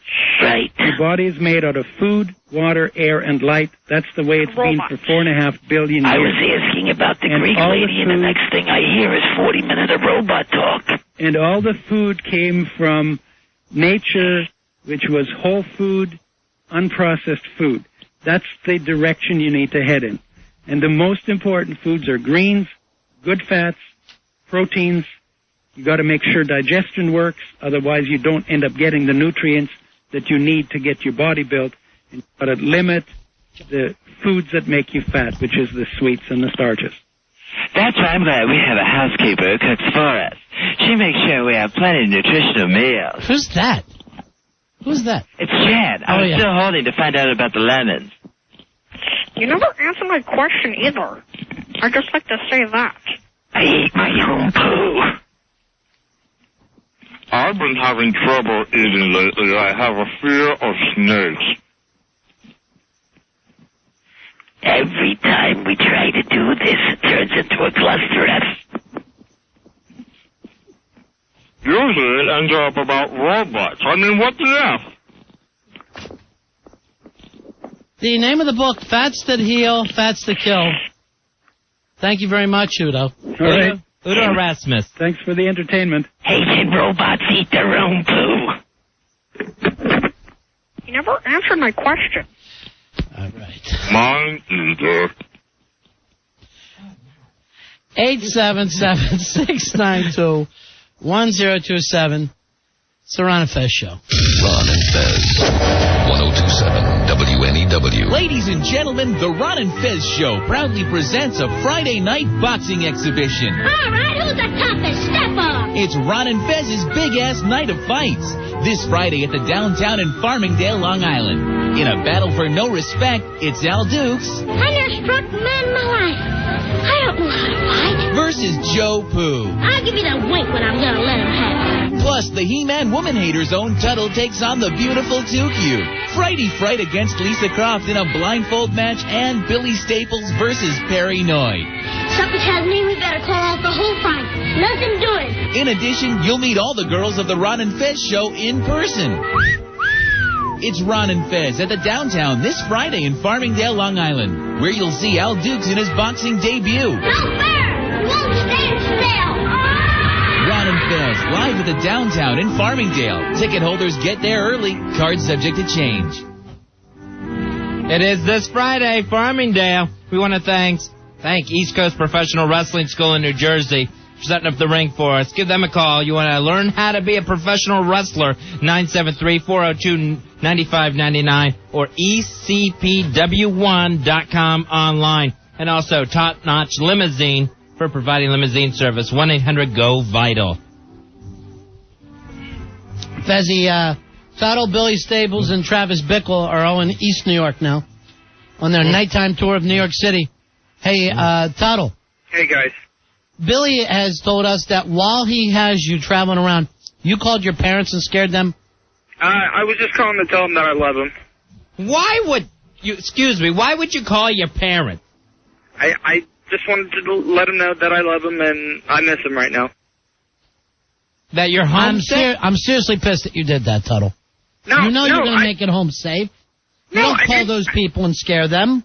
No, I didn't tell them what was going on. I just said I'm getting a tour of New York. You told them, and you were whining on the phone, I heard. You told them you were... I was not whining. What happened in the Bronx that scared you so much? Well, all right, the first thing is that they're taking my picture, and they did the friggin' taking off again, okay? They didn't take off as far. I could still see them, all right? I finally catch up with them. They're parked in front of the basketball court, okay? Billy gets out yelling, hey, here's a Braves fan. He hates the Yankees, okay? That's true. all these Hispanic people come out of the basketball court. Tell us some of those Hispanic jokes that you always laugh at. No, I have no more jokes. I don't want to be a funny guy. You told us you do. Hispanic jokes, black jokes, Chinese jokes, everything. How are you enjoying East New York? Well, East New York's good. I mean, we're here in At the White Castle? Yeah, we're Why at don't the you White show Castle these right people? now, but Why don't you go in and order some food? Do you really want me to? Sure. I mean, I will. There's a whole bunch of people congregating on the other side. Congregating? Yeah, I mean, there's a lot of... no, I'm not talking as in colors. I'm talking as in people wearing color. You know, like all the same color. I don't know what you're talking about at this leather point. jackets and stuff like that, all wearing red. Oh, jeez. Uh-oh, that can't be good. Wearing red outside the White Castle. So that's what's got me worried. But aren't you hungry? Yeah, I'm hungry, but I mean, if I'm dead, I can't eat. What a baby you are. You talked such a big game to us. You were going to wear that rebel flag you got on you, like a cape, and do all these jokes. All right. Somebody just got out of their car. That kind of scared me. I'm sorry. All right, hold on. Here's some people who want to talk to you. It's Jared. Jared, you're on Ron and Fez. Hi, Jared. Guys, what's going on? Yo, is Tuddle really in East New York? Yeah. All right, well, I'm the only white guy here in East New York. I want him to come down so I can greet him and, get him whatever he needs. Where are you at, Jared? What's that? Where are you at in East New York? I'm at Livonia in Pennsylvania. Yeah. This could be a trick, though. No, man. Yeah, that's true. It's not. I swear to God, I'm the only white guy. I have really no reasonable explanation for being here, but I am. So Livonia in Pennsylvania, and whatever you need. You want to go see Jared? No, What's that? I mean, no, there could be a trick. It could be just a black guy that speaks really good. Listen to me. Dude, do I sound like a black guy?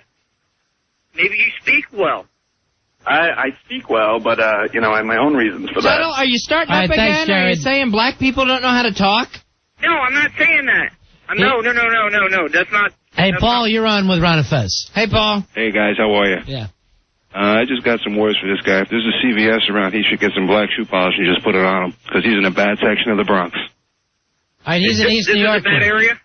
Oh, it's a What bad do you area of the think? Bronx. We've sent you to bad areas all night, Tuddle.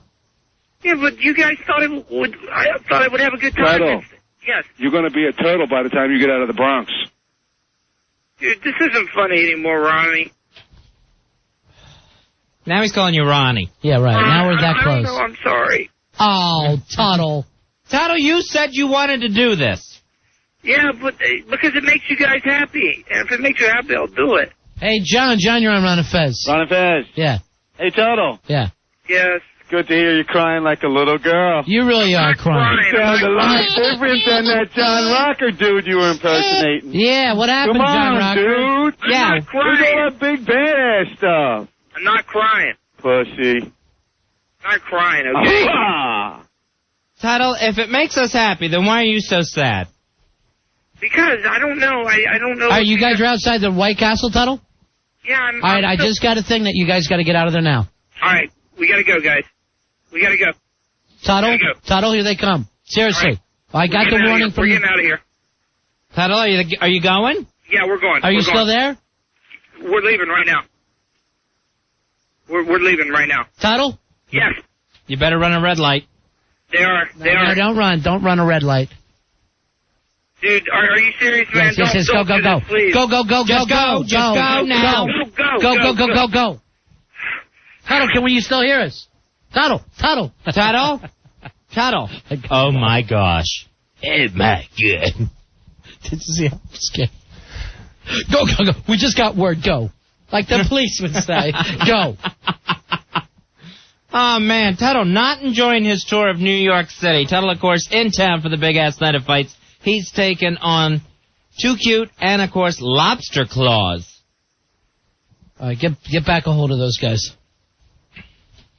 Billy Staples is out there with him, along with Travis Bickle. Yeah, they're staying in his head, though. They are staying in his head the whole time. We got him on line 12? Think of the stories he's going to have.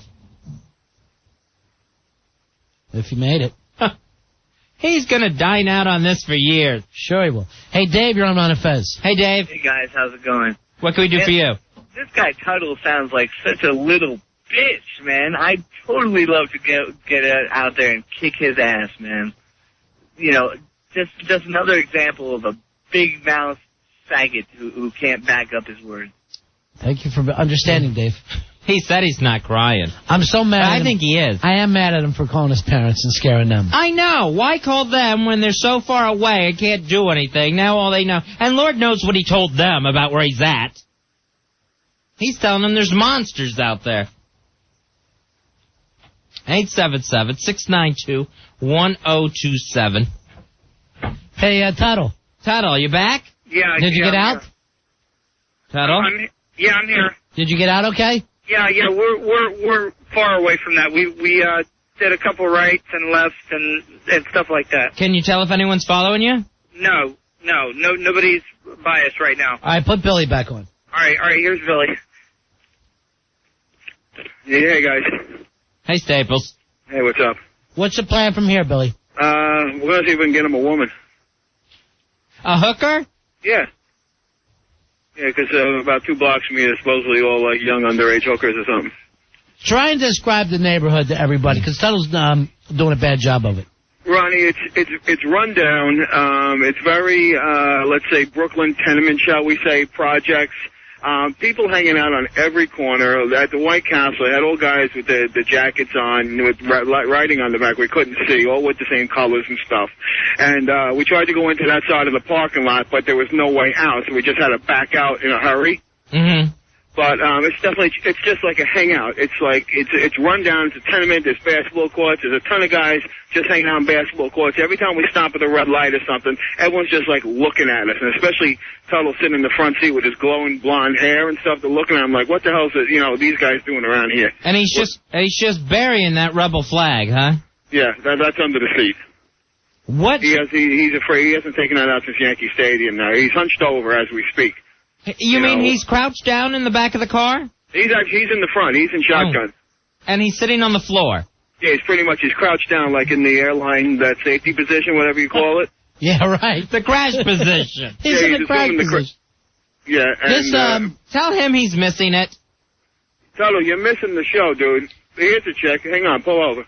Oh, no, that was a guy. Sorry. And that's the first time it's happened to you, big man. No problems. Yeah, no, there's a couple of blocks away from me on Pennsylvania Avenue. There's a lot of hookers and stuff. What are we doing back at the White Castle? What the hell are we doing at the White Castle, Travis? Apparently you forgot your order. Yeah, no, look, make a right on red. It's New York. I'm giving you permission. But, thank you, Bloomy. These guys in the corner just, like, staring at us, like, what the hell? Of course. They think you got Eminem in the front seat. Now, he can't hear us while we're talking to you, right, Billy? No. Just wait a couple seconds while you're talking to us. I'm getting feedback. Turn the radio down. I'm getting feedback. I'm sorry. Go ahead, Ron. Always have the radio off when you're on the phone with us. Right. You know that. You tell people that for a living. I thought I could hear that the whole time anyway. Do me a favor. Wait, while you're talking to us, start a conversation, and then just start to scream, is that a gun? Is that a gun? Okay? All right, so just act like you're having a normal conversation with us. Talk about Yankee Stadium. We're making a left here. We're getting away from the White Castle. We're getting out of closer to the bed areas, but there are some people, you just can't. Hey, this guy's got a gun! Go! Come on, screw the truck! Are you nuts? Cut the guy off! Go! How's he doing with it? Duck, get down! Give the phone to Tuddle. Blow the light. Just blow the friggin' light. Give the phone to Tuddle for me. Hold on, go. Take the phone, quick. Tuddle, what's going on now? Tuddle, what is it? Billy's got to help Travis navigate. What's going on now?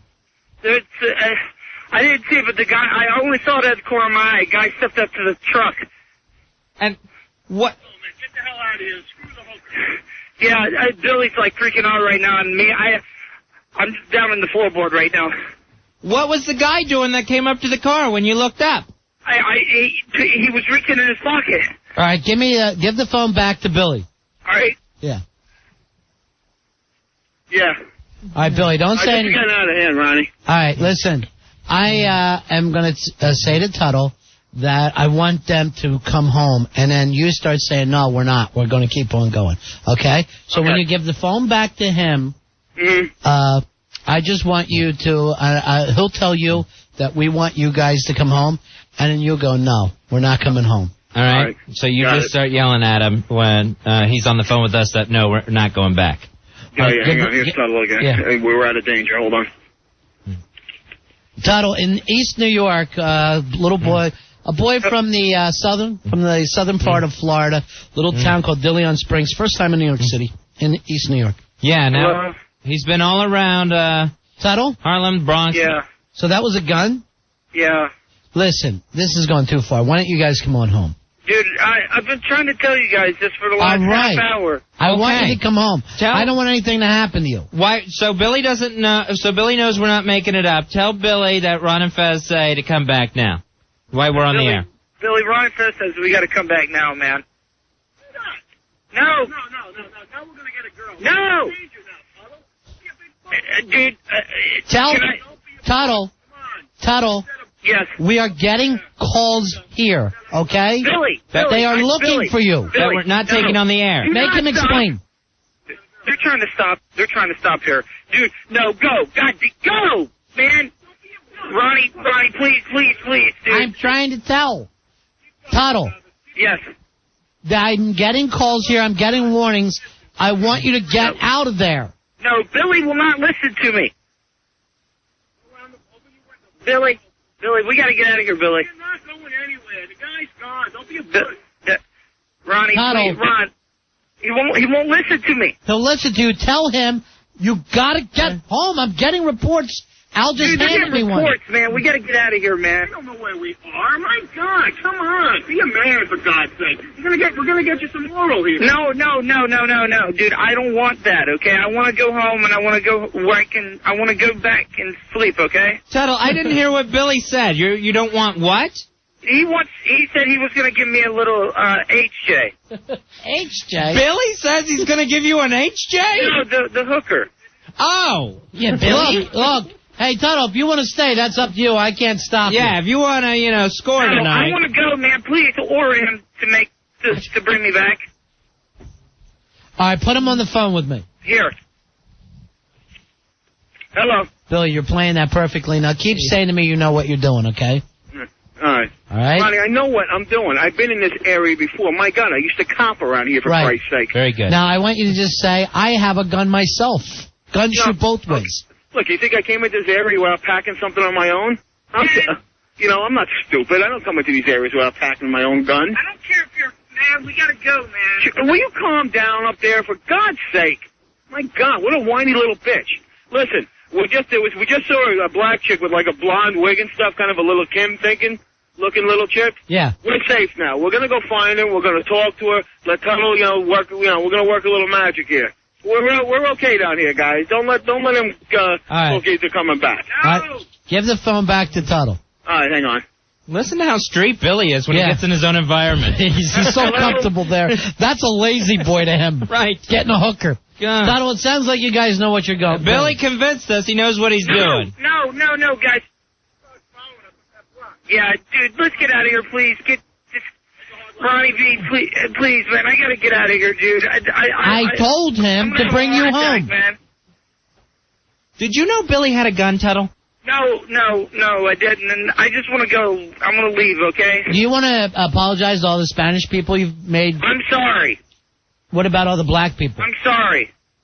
What about the city of New York? I'm sorry. What's your favorite baseball team?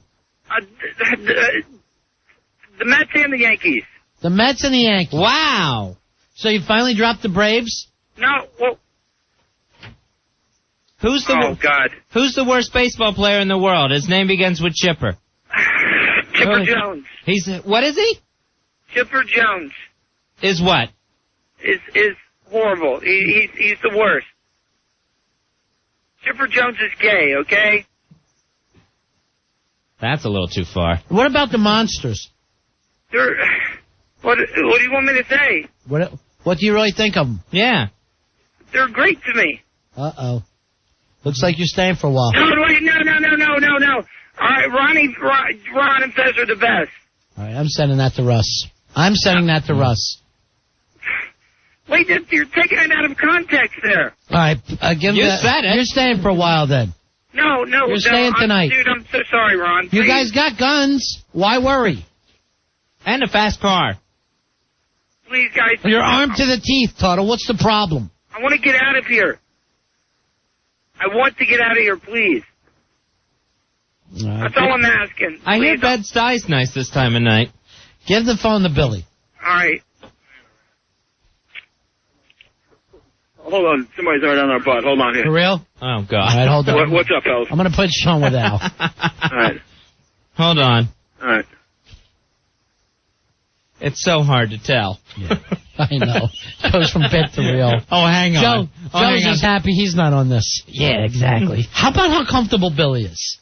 He is. Whores, crack, guns. He's the king out there. It's unbelievable. He can't believe he's up there and sober. I know, to come back without scoring for him is just insane. And that Tuddle is crapping himself. All right, we'll take a break. We'll come back and check on the boys. It's 877-692-1027. It's the Ron and Fez Show. Ron, Fez, 1027 WNEW. NEW. We're Ron and Fez. Tuddle, still lost in New York. He's with Billy Staples and Travis Bickle. They've been taking him all over the place. Harlem, the Bronx, East New York. Having a great time. Oh, yeah, he sounds like he's really enjoying himself. He's here for the big-ass night of fights this Friday. By the way, we want to thank Fitness Lifestyles and Everlast for providing the boxing equipment, the fitness equipment specialist with locations in Oakhurst and Asbury Park, New Jersey. Give him a call, 800-553-4863 or fitnesslifestyles.com. And special thanks to Top Notch Limousine. They rule. 1-800-GO-VITAL for helping provide transportation. Now, Fezzy, we were talking about the Sucky bed that Paul O is going to be at Friday night at the big-ass night of fights. The downtown, 190 Main Street. We have the Baroness on. Is she a mistress? I want to be careful here. I don't know. Baroness is a different title than mistress. Yeah. And, of course, she has an online catalog where you can purchase the Sucky bed yourself at Baroness.com. All right, here's the Baroness. Baroness, hi, you're on Ron and Fez. Hello? Yeah. Are you a mistress, or is that the wrong term to use? That would be the wrong term to use. Okay, you're just a Baroness? Well, I wouldn't say I'm just the Baroness, but I am the Baroness. All right. What exactly does a Baroness do? Whatever she wants. And how is that different from a mistress? A mistress is frequently someone who's paid. Who's usually that's their profession. I see. A mistress is also, in my mind, a little bit of a demeaning, as I can't remember your name sort of a word. See. Like honey. Oh. Like the honey of the SM world. Are you considered a dominatrix? I'm considered a dominant. A dominant. Does he please? Okay. You know, that's like Trekkie Trekker. I got to tell you, Baroness, he even offended me with that dominatrix stuff. Good. It's a dominant, Fezzy. Learn the lingo. All right, tell us about a Sucky bed. What exactly does it do? Well, it's you've been to the website, so you've seen it. You know that it's basically about the size of a twin-size bed, and it has tubes in it where the air is sucked out of it. You put somebody inside of it, zip them shut, and there's a breathing tube. Then you apply the vacuum, and basically it's kind of like coffee, vacuum sealed. It just sucks all the air out of the bag. It makes them completely helpless, completely unable to move. It also leaves them exposed, if that's your desire. Mm-hmm. And you can use it as a very sensual toy, or you can use it as something that's quite serious and quite... it's definitely restricting. It's also used for sensory deprivation. If somebody wants to go in there for a long time, eventually they'll start to float a bit in their own juices, and some people can actually hallucinate. Really? So how long do you think you're going to keep Paul O in? Probably as long as we all can stand the noise, because unfortunately the vacuum cleaner's got to go on the same time for the whole time in order to keep the suction. So that's a rather annoying noise. I'm going to bring something to kind of muffle it, but I've had someone in there for 4 hours. Wow. I don't think I could go in there even for a second, Baroness. Well, I agree with you. I just make them and put people in them. I personally wouldn't go in one myself. You invented the Sucky bed? No, I feel, though, that the one that I've done is an improvement on the model that I had seen. I'd seen something like this, but it was very cumbersome. This is designed so that people could take it apart and travel with it or set it up. I mean, in New York, nobody has a big enough space for this type of thing. And then also, I felt that just the quality of the workmanship, the breathing apparatus wasn't really good enough. The latex wasn't heavy enough. I just refined it. It's something that originally came out of Europe, though. Now, Baroness, for people that enjoy the experience of the Sucky bed or into experiencing the Sucky bed, What do they get out of it? What's the pleasure for them? Are they able to describe it? A lot of people, I do this when I lecture or when I perform. I'll sometimes let a lot of people go into it and give the microphone over to them so that they can describe it. Usually, if they like it, their first response is, oh, wow, I didn't want to get out. So they're not really telling you anything. Then when they tell you it's, they feel exposed, they feel trapped, they love the sensation of it clinging against them, they like being helpless. Those are usually the most common things for people who just go in briefly. For people who go in for a longer time, they start to talk about the sensory deprivation, how they get lost, how their brain takes them in, various different ways. Now, will you be smacking him while he's sealed up like that? It's not necessary. I don't know that I'll restrain myself, but it's not necessary. Sure. Wow. You can do wonderful things. You can do ice cubes. You can have cold sensations. Because when they're in there, they can't see. So almost anything you do is going to be a surprise.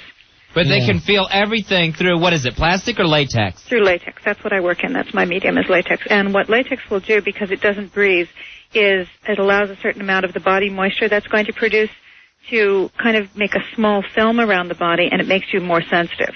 So if you were to let this film of water build up and you were to stroke someone, it would feel different than if it was just on their dry skin, for example. Wow. Now, what are we going to do if he starts freaking? How quick can we get him out if he starts to flip out? Usually the way that I do it is I explain to them that there is a safe move that I have that I can tell them to do where they kind of flip around like a fish. It's a movement that they wouldn't normally make. Flop like a fish. Yes. It's kind of jackknife, like put their legs up in the air and their head up in the air at the same time. And the bed will move quite drastically if they do that. If that happens, all you need to do is unzip it, turn off the vacuum and unzip it.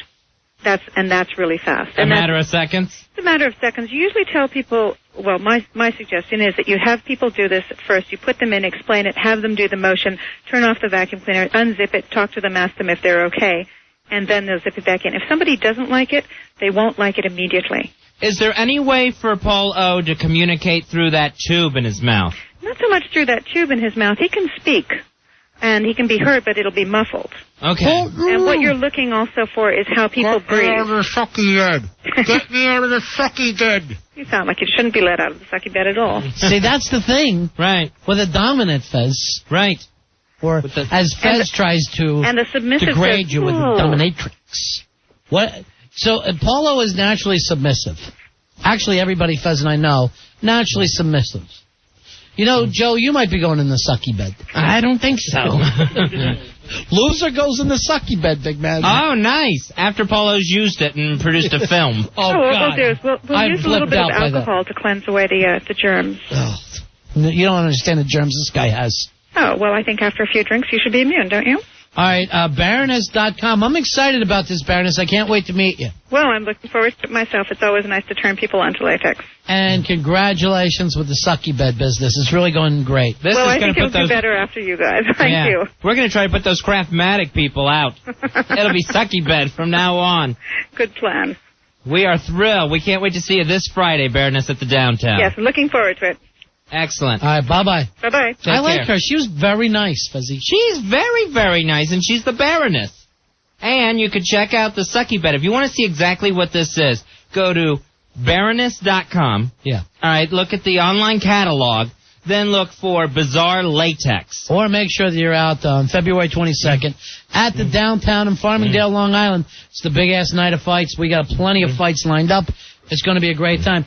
Fezzy, I'm looking up on the phones here. Look what is calling from the Olympics, a guy we haven't talked to in a long time. It's Lunch Meat Bill. Lunch Meat Bill? Lunch Meat, how you doing, buddy? What's happening, Fez? Ron, how you guys doing? What's up? Lunch Meat? What's going on, guys? Talk to us. What are you doing at the Olympics? This thing they call work. I'm working with NBC again. Yeah. You were at the Sydney Games for the Summer Olympics, right? Yes, I was. How's this one been? Is a lot of people worried about terrorism? Yeah, actually, it was quite a concern at the beginning, but knock on wood and all those other cliches, things have been going rather well. That's great to hear. They had one little scare at Park City. Somebody dropped an unidentified object in the trash can, so they had to call in the electronic arm of the guy in the suit. Had to go and they blew up the trash can. Huh? Okay. But other than that, things have been going rather well. Nice. Wow. Now this. How are you guys doing? We're cool in the gang, my friend. You're probably not going to believe this, Lunch Meat Bill, but we actually have Tuddle in town with us. Okay, right. Tuddle, how have you guys been? No, seriously, Tuddle is uptown in East New York right now. He's not the guy in Harlem, is he? Yes. Yeah, that's Tuddle. You know Tuddle. He's crying. Yes, he's crying his ass off. He'll fit in well with Harlem. Yeah. Well, I thought he would have more fun than he ended up having. Oh, really? I was shocked that he didn't seem as happy as I thought he was going to be. He seems a little ungrateful, if you ask me. Well, that's how he was back in the day as well. Yeah. Sure. But hey, I'm sure he'll grow out of this as well. All right, Lunch Meat, good luck to you out there, buddy. We'll talk to you soon. Thanks, guys. Good talking with you. Take care. That's it. Lunch Meat Bill live at the Olympics, Salt Lake City, the Winter Games. Hey, Tony. Tony, you're on Ron and Fez. Hey, Tony. How you doing, pal? Tony. Hello. Hey, buddy. Hey, listen, I lied to your screen as you wanted me to give you an update. This is Frank who won the Johnny Carson Daily contest. Oh, yeah. Still have not received the prize. All right, Albert, get the hell in here. Oh, my gosh. Gee, you can't come popping in here as gay as a cricket. And, Frank, you did the exact right thing, my friend. You did the exact right thing. We're bringing in Al right now. There's no offense to your screeners. They're great guys. No, you did the right thing. You did the smart thing. We talked to Frank, what was it, earlier in the week or last week? No, that was last week, Valentine's Last week. Day. He is still waiting for a prize. This should not even be on the air, Al Dukes, and now it's been on twice. I know it shouldn't be on the air. Al, then why hasn't he got his prize? I don't know.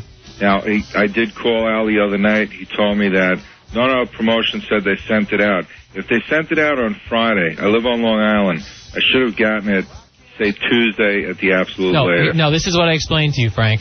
If they sent it out Friday and the mail had gone out already, there's no one here Saturday to do mail. There's no mail Sunday. There's no mail Monday. Al, look at me. This guy is a listener of ours, not a promoter. Look at me. I want you to take it to promotion. Do I have to have you put it in your car and drive there? No. I want you to put it in the mail. I don't want you to be going, oh, nobody was here on Saturday. Put it in the effing mail. Do you understand me? Yes. Al, you physically do it. Don't rely on promotions for this. I mean, I don't think I'm being unreasonable. If you run the tape back to when you ran this contest, this was a long time ago. Right.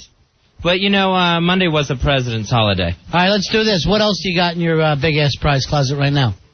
Gift certificates to Fame-mobilia. Send him that also, so he gets 2 prizes now. Okay. And I'm going to keep jamming them up like that. All right, Al? Sure.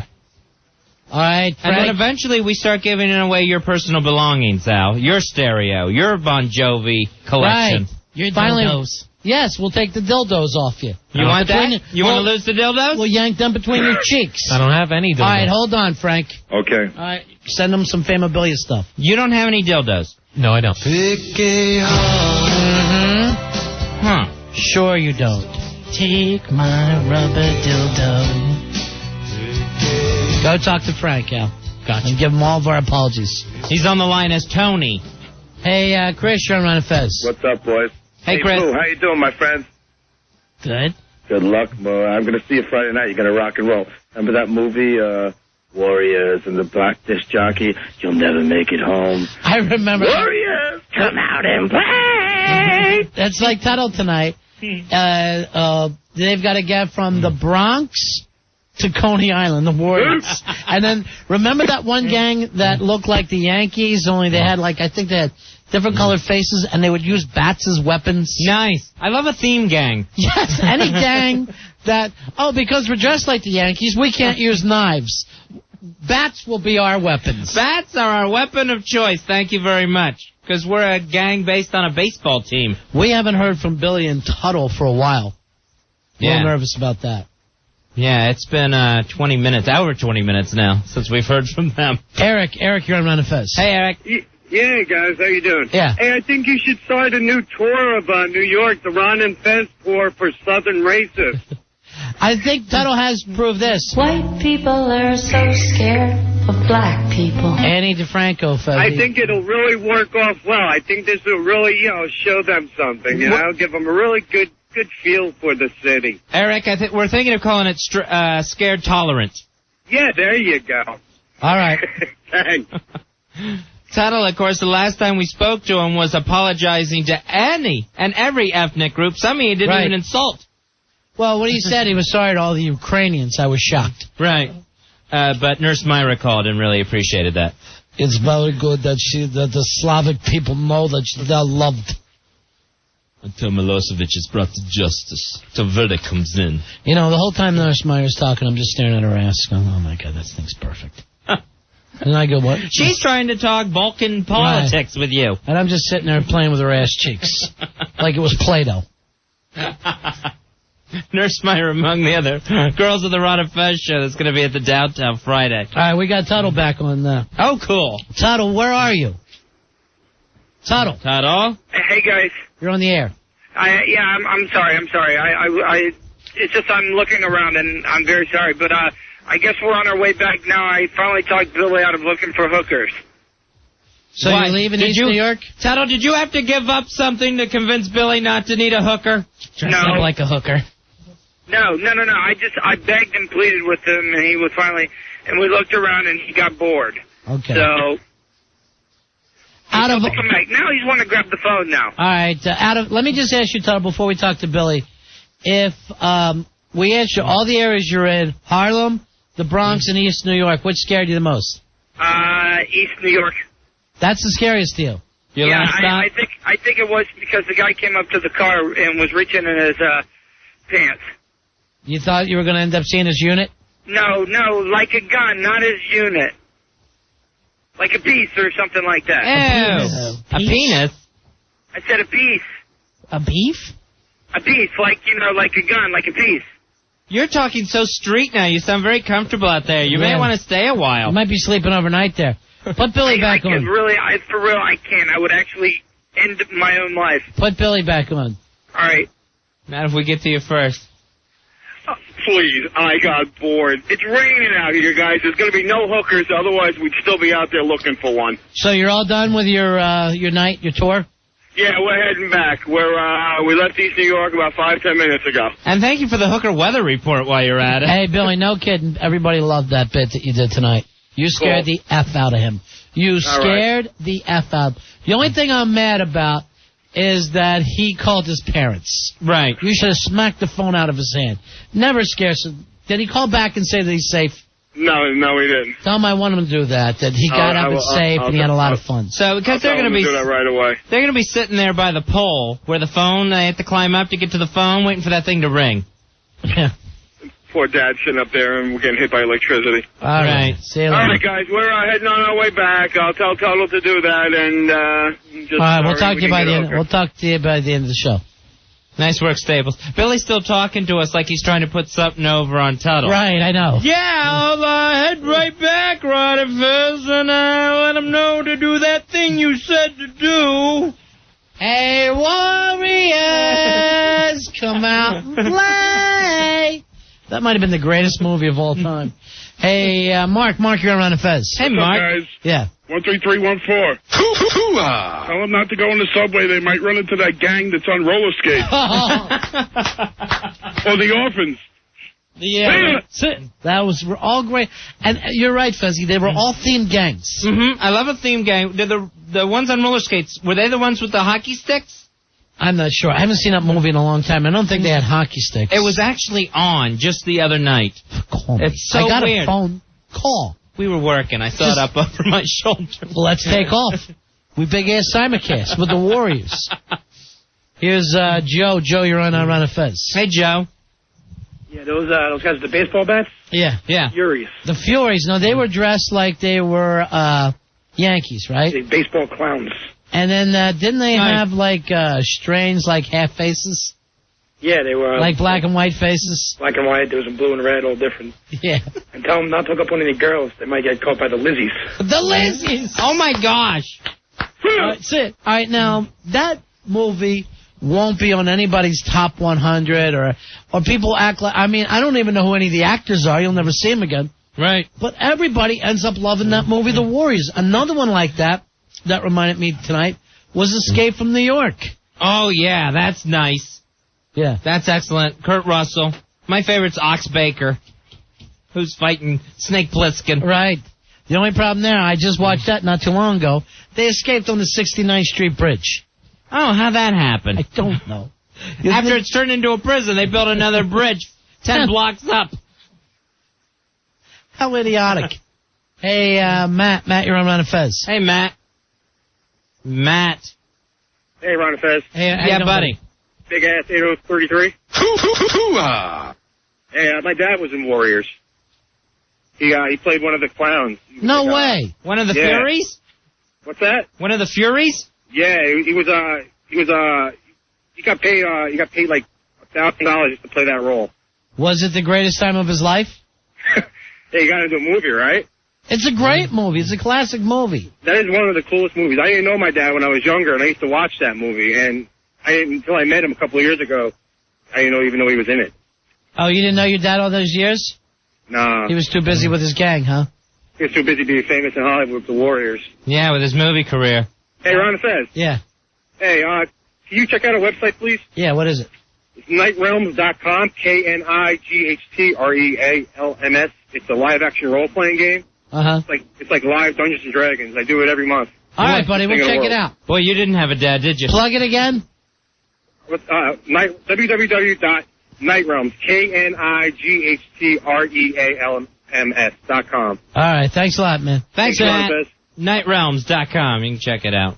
Warriors, come out and play. If my dad was one of the Warriors, I'd go crazy, Fez.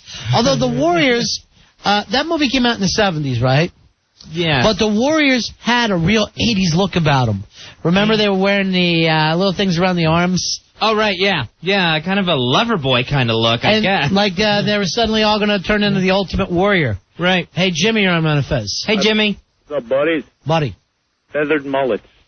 That's what they were. Yeah, they did have feathered mullets, which is a great look. Yeah. Well, I live upstate New York, and I actually work with one of the Warriors. It was the dude that got thrown against the mirror. Really? Also, his big line was, "I got the big one." His character's name was Vermin. It's like this running gag around work. We just got him to autograph the poster and stuff. All right, what kind of work do you guys do? Local programming. Oh, nice. Cable, right? Yeah. All right. Yeah. All right. But believe me, I would watch any cable access show that starred the Warriors. Very nice. You're on with the Warriors. How are you? Warrior! That's all. Everybody just calls, and then they look scared after every phone call. Now, Rory, you say you got the trailer for this thing? I wonder if they say Warriors in it. I don't know how good it's going to be just because, because you haven't heard it? Does anybody remember why all the gangs wanted to kill the Warriors? I know that there was some big black guy who was like king of the gangs that they somehow got in trouble with, or, somebody got killed, and I guess everybody thought the Warriors did it, but I don't remember why they got set up. Sure, blame it on the nice feathered mullet guys. Right. All right, let's hear the trailer. All right, can you do that, Roy? All right, it's playing now. All right, going through the whole Paramount logo. Wait. These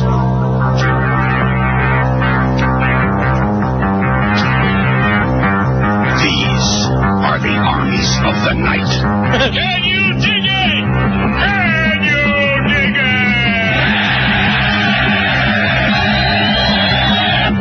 The Furies.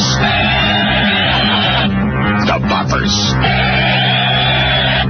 The Hi-Hats. The Lizzies. The Turnbull ACs. The Gramercy Riffs. And these are the Warriors. We know about the Warriors. They're a heavy outfit. They're from Coney Island. Warriors? You guys are the big dudes, huh? Now they're in the Bronx. We're going back. 27 miles behind enemy lines. It's the only choice we got. Between them and safety stand 20,000 cops. And 100,000 sworn enemies. I want them all. I want all the Warriors.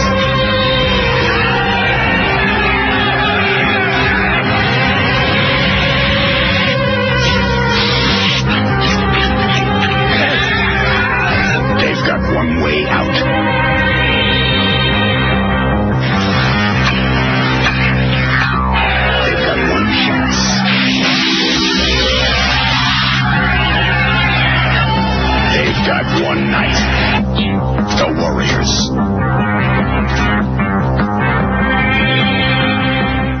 Nice.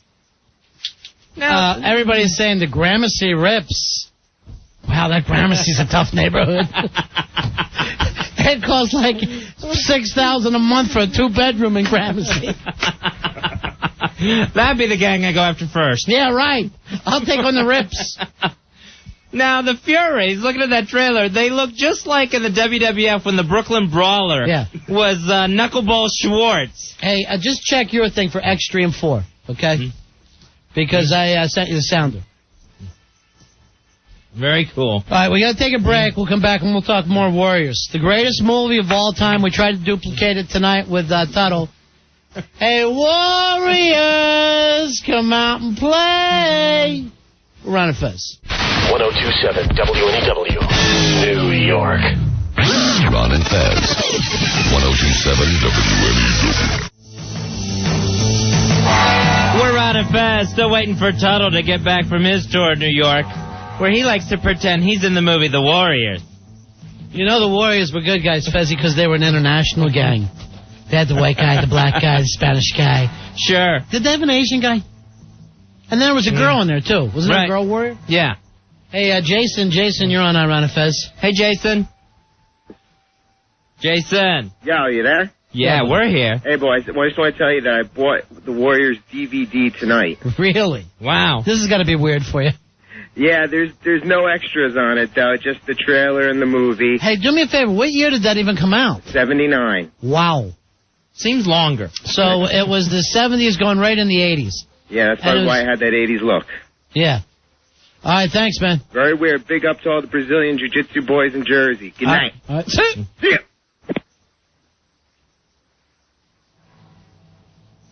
Warriors, come out to play.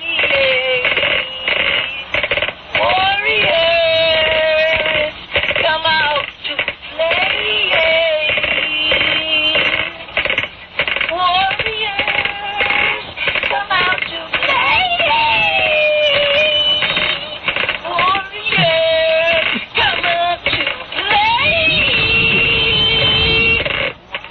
How bad? Oh, jeez. It was bad but great. I'm telling you, you were scared for the Warriors. You just wanted them. You know, it felt like they would get past one gang. You're like, okay, we're down in the subway. We should be safe. We'll catch the subway. No, there's that other gang. How did they get into the Bronx? All the gangs were meeting in the Bronx. That's what I remember. And then some guy got killed. Oh, something went horribly wrong. Yeah. 27 miles from home. And the Warriors got blamed for it, but some other gang did it. Hey, Matt, you're on Run and Fez. What's up, y'all? How you doing? Yeah. Listen, the guy who got killed, his name was Cyrus. He's the guy who does that. Cyrus. Can you dig it? Yeah, he was the black guy, right? Yeah, he's like the bastion of hip-hop society now. Who really killed them? The guy who killed him was, I believe, in the Furies, and he was the guy that had that lame accent who was in the show Dear John with Judd Hirsch. Oh, yeah. Wow. And he's the guy who does that Warriors, come out to play, yay. All right, thanks a lot. See you later. Now, this is something we can talk to Paul Lowe about, the Warriors. Hey, let's talk to Jim. Jim, you're on the Run and Fez show. Hi, Jim. What's up, boys? Call the 1029. Hoo-ah! Listen, it wasn't the Furies. I forget the name of the thing. The Furies was the baseball guys. They're the ones who had all the makeup and everything. Right. The Lizzies were the girls, where they trapped them in and then they tried to kill them afterwards. Right. The guy that got killed was Cyrus. He was the head of the Riffs, who was the biggest gang in the city. Was that the Gramercy Riffs? The Gramercy Riffs, right. And the Gramercy Tavern was where they used to meet and hang out. Oh, no. Oh, listen, by the way, I'm standing up wiping as I'm speaking to you because my kid's sleeping in the bedroom. Al might like to hear that. Right. But, no, just to fill in a little bit more, the guy who's always said, Warriors, come out to play, he's the guy whose girlfriend got kidnapped with Eddie Murphy on 48 Hours. It's kind of a... yeah, That's 6 degrees of the Warriors. Exactly, 6 degrees of the Warriors. But you had the Lizzies, the Baseball Furies, the Turnbull ACs. What they were doing up there was they were going to organize and take over the whole city. They're going to have 100,000 gangs and only 25,000 cops. Right.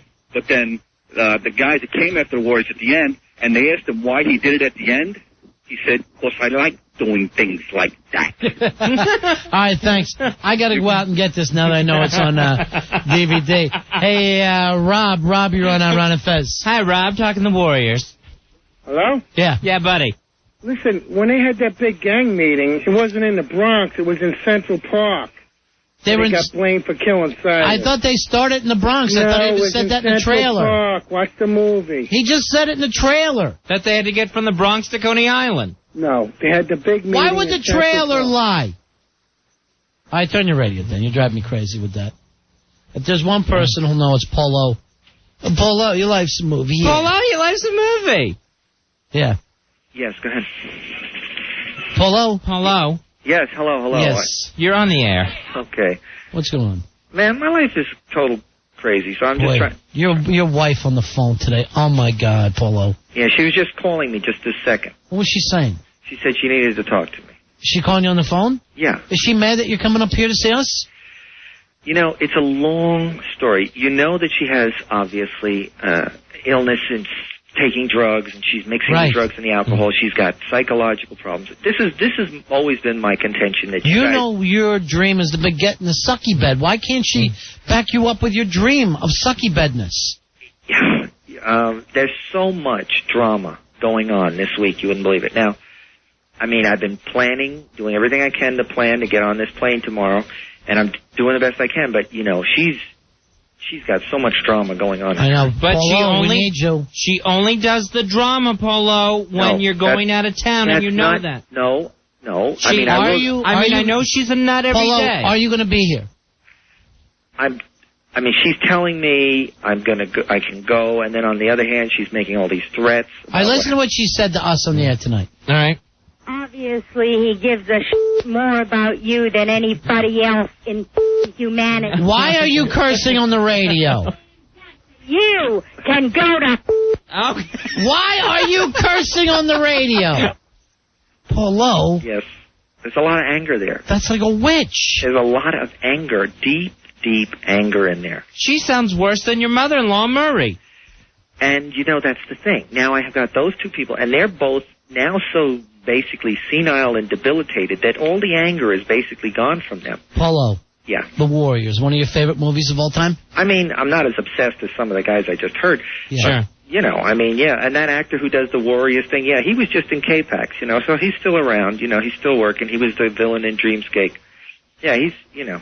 Yeah, I love the Warriors have done well for themselves. Let's face the fact. While you're bragging about Dreamscape, that was also about 20 years ago. Yeah, I know. I understand. But K-Pax was just recently, and he was in that. But the thing is, the great thing about the Warriors is they cover the entire subway system, and they even do a little diagram of the subway system. Now, did that start off in the Bronx or in Central Park? I know, to a certain extent, Van Cortlandt Park is where they had the big meeting up in the upper... or somewhere in that vicinity of the Van Cortlandt Park area where they had the big, giant powwow.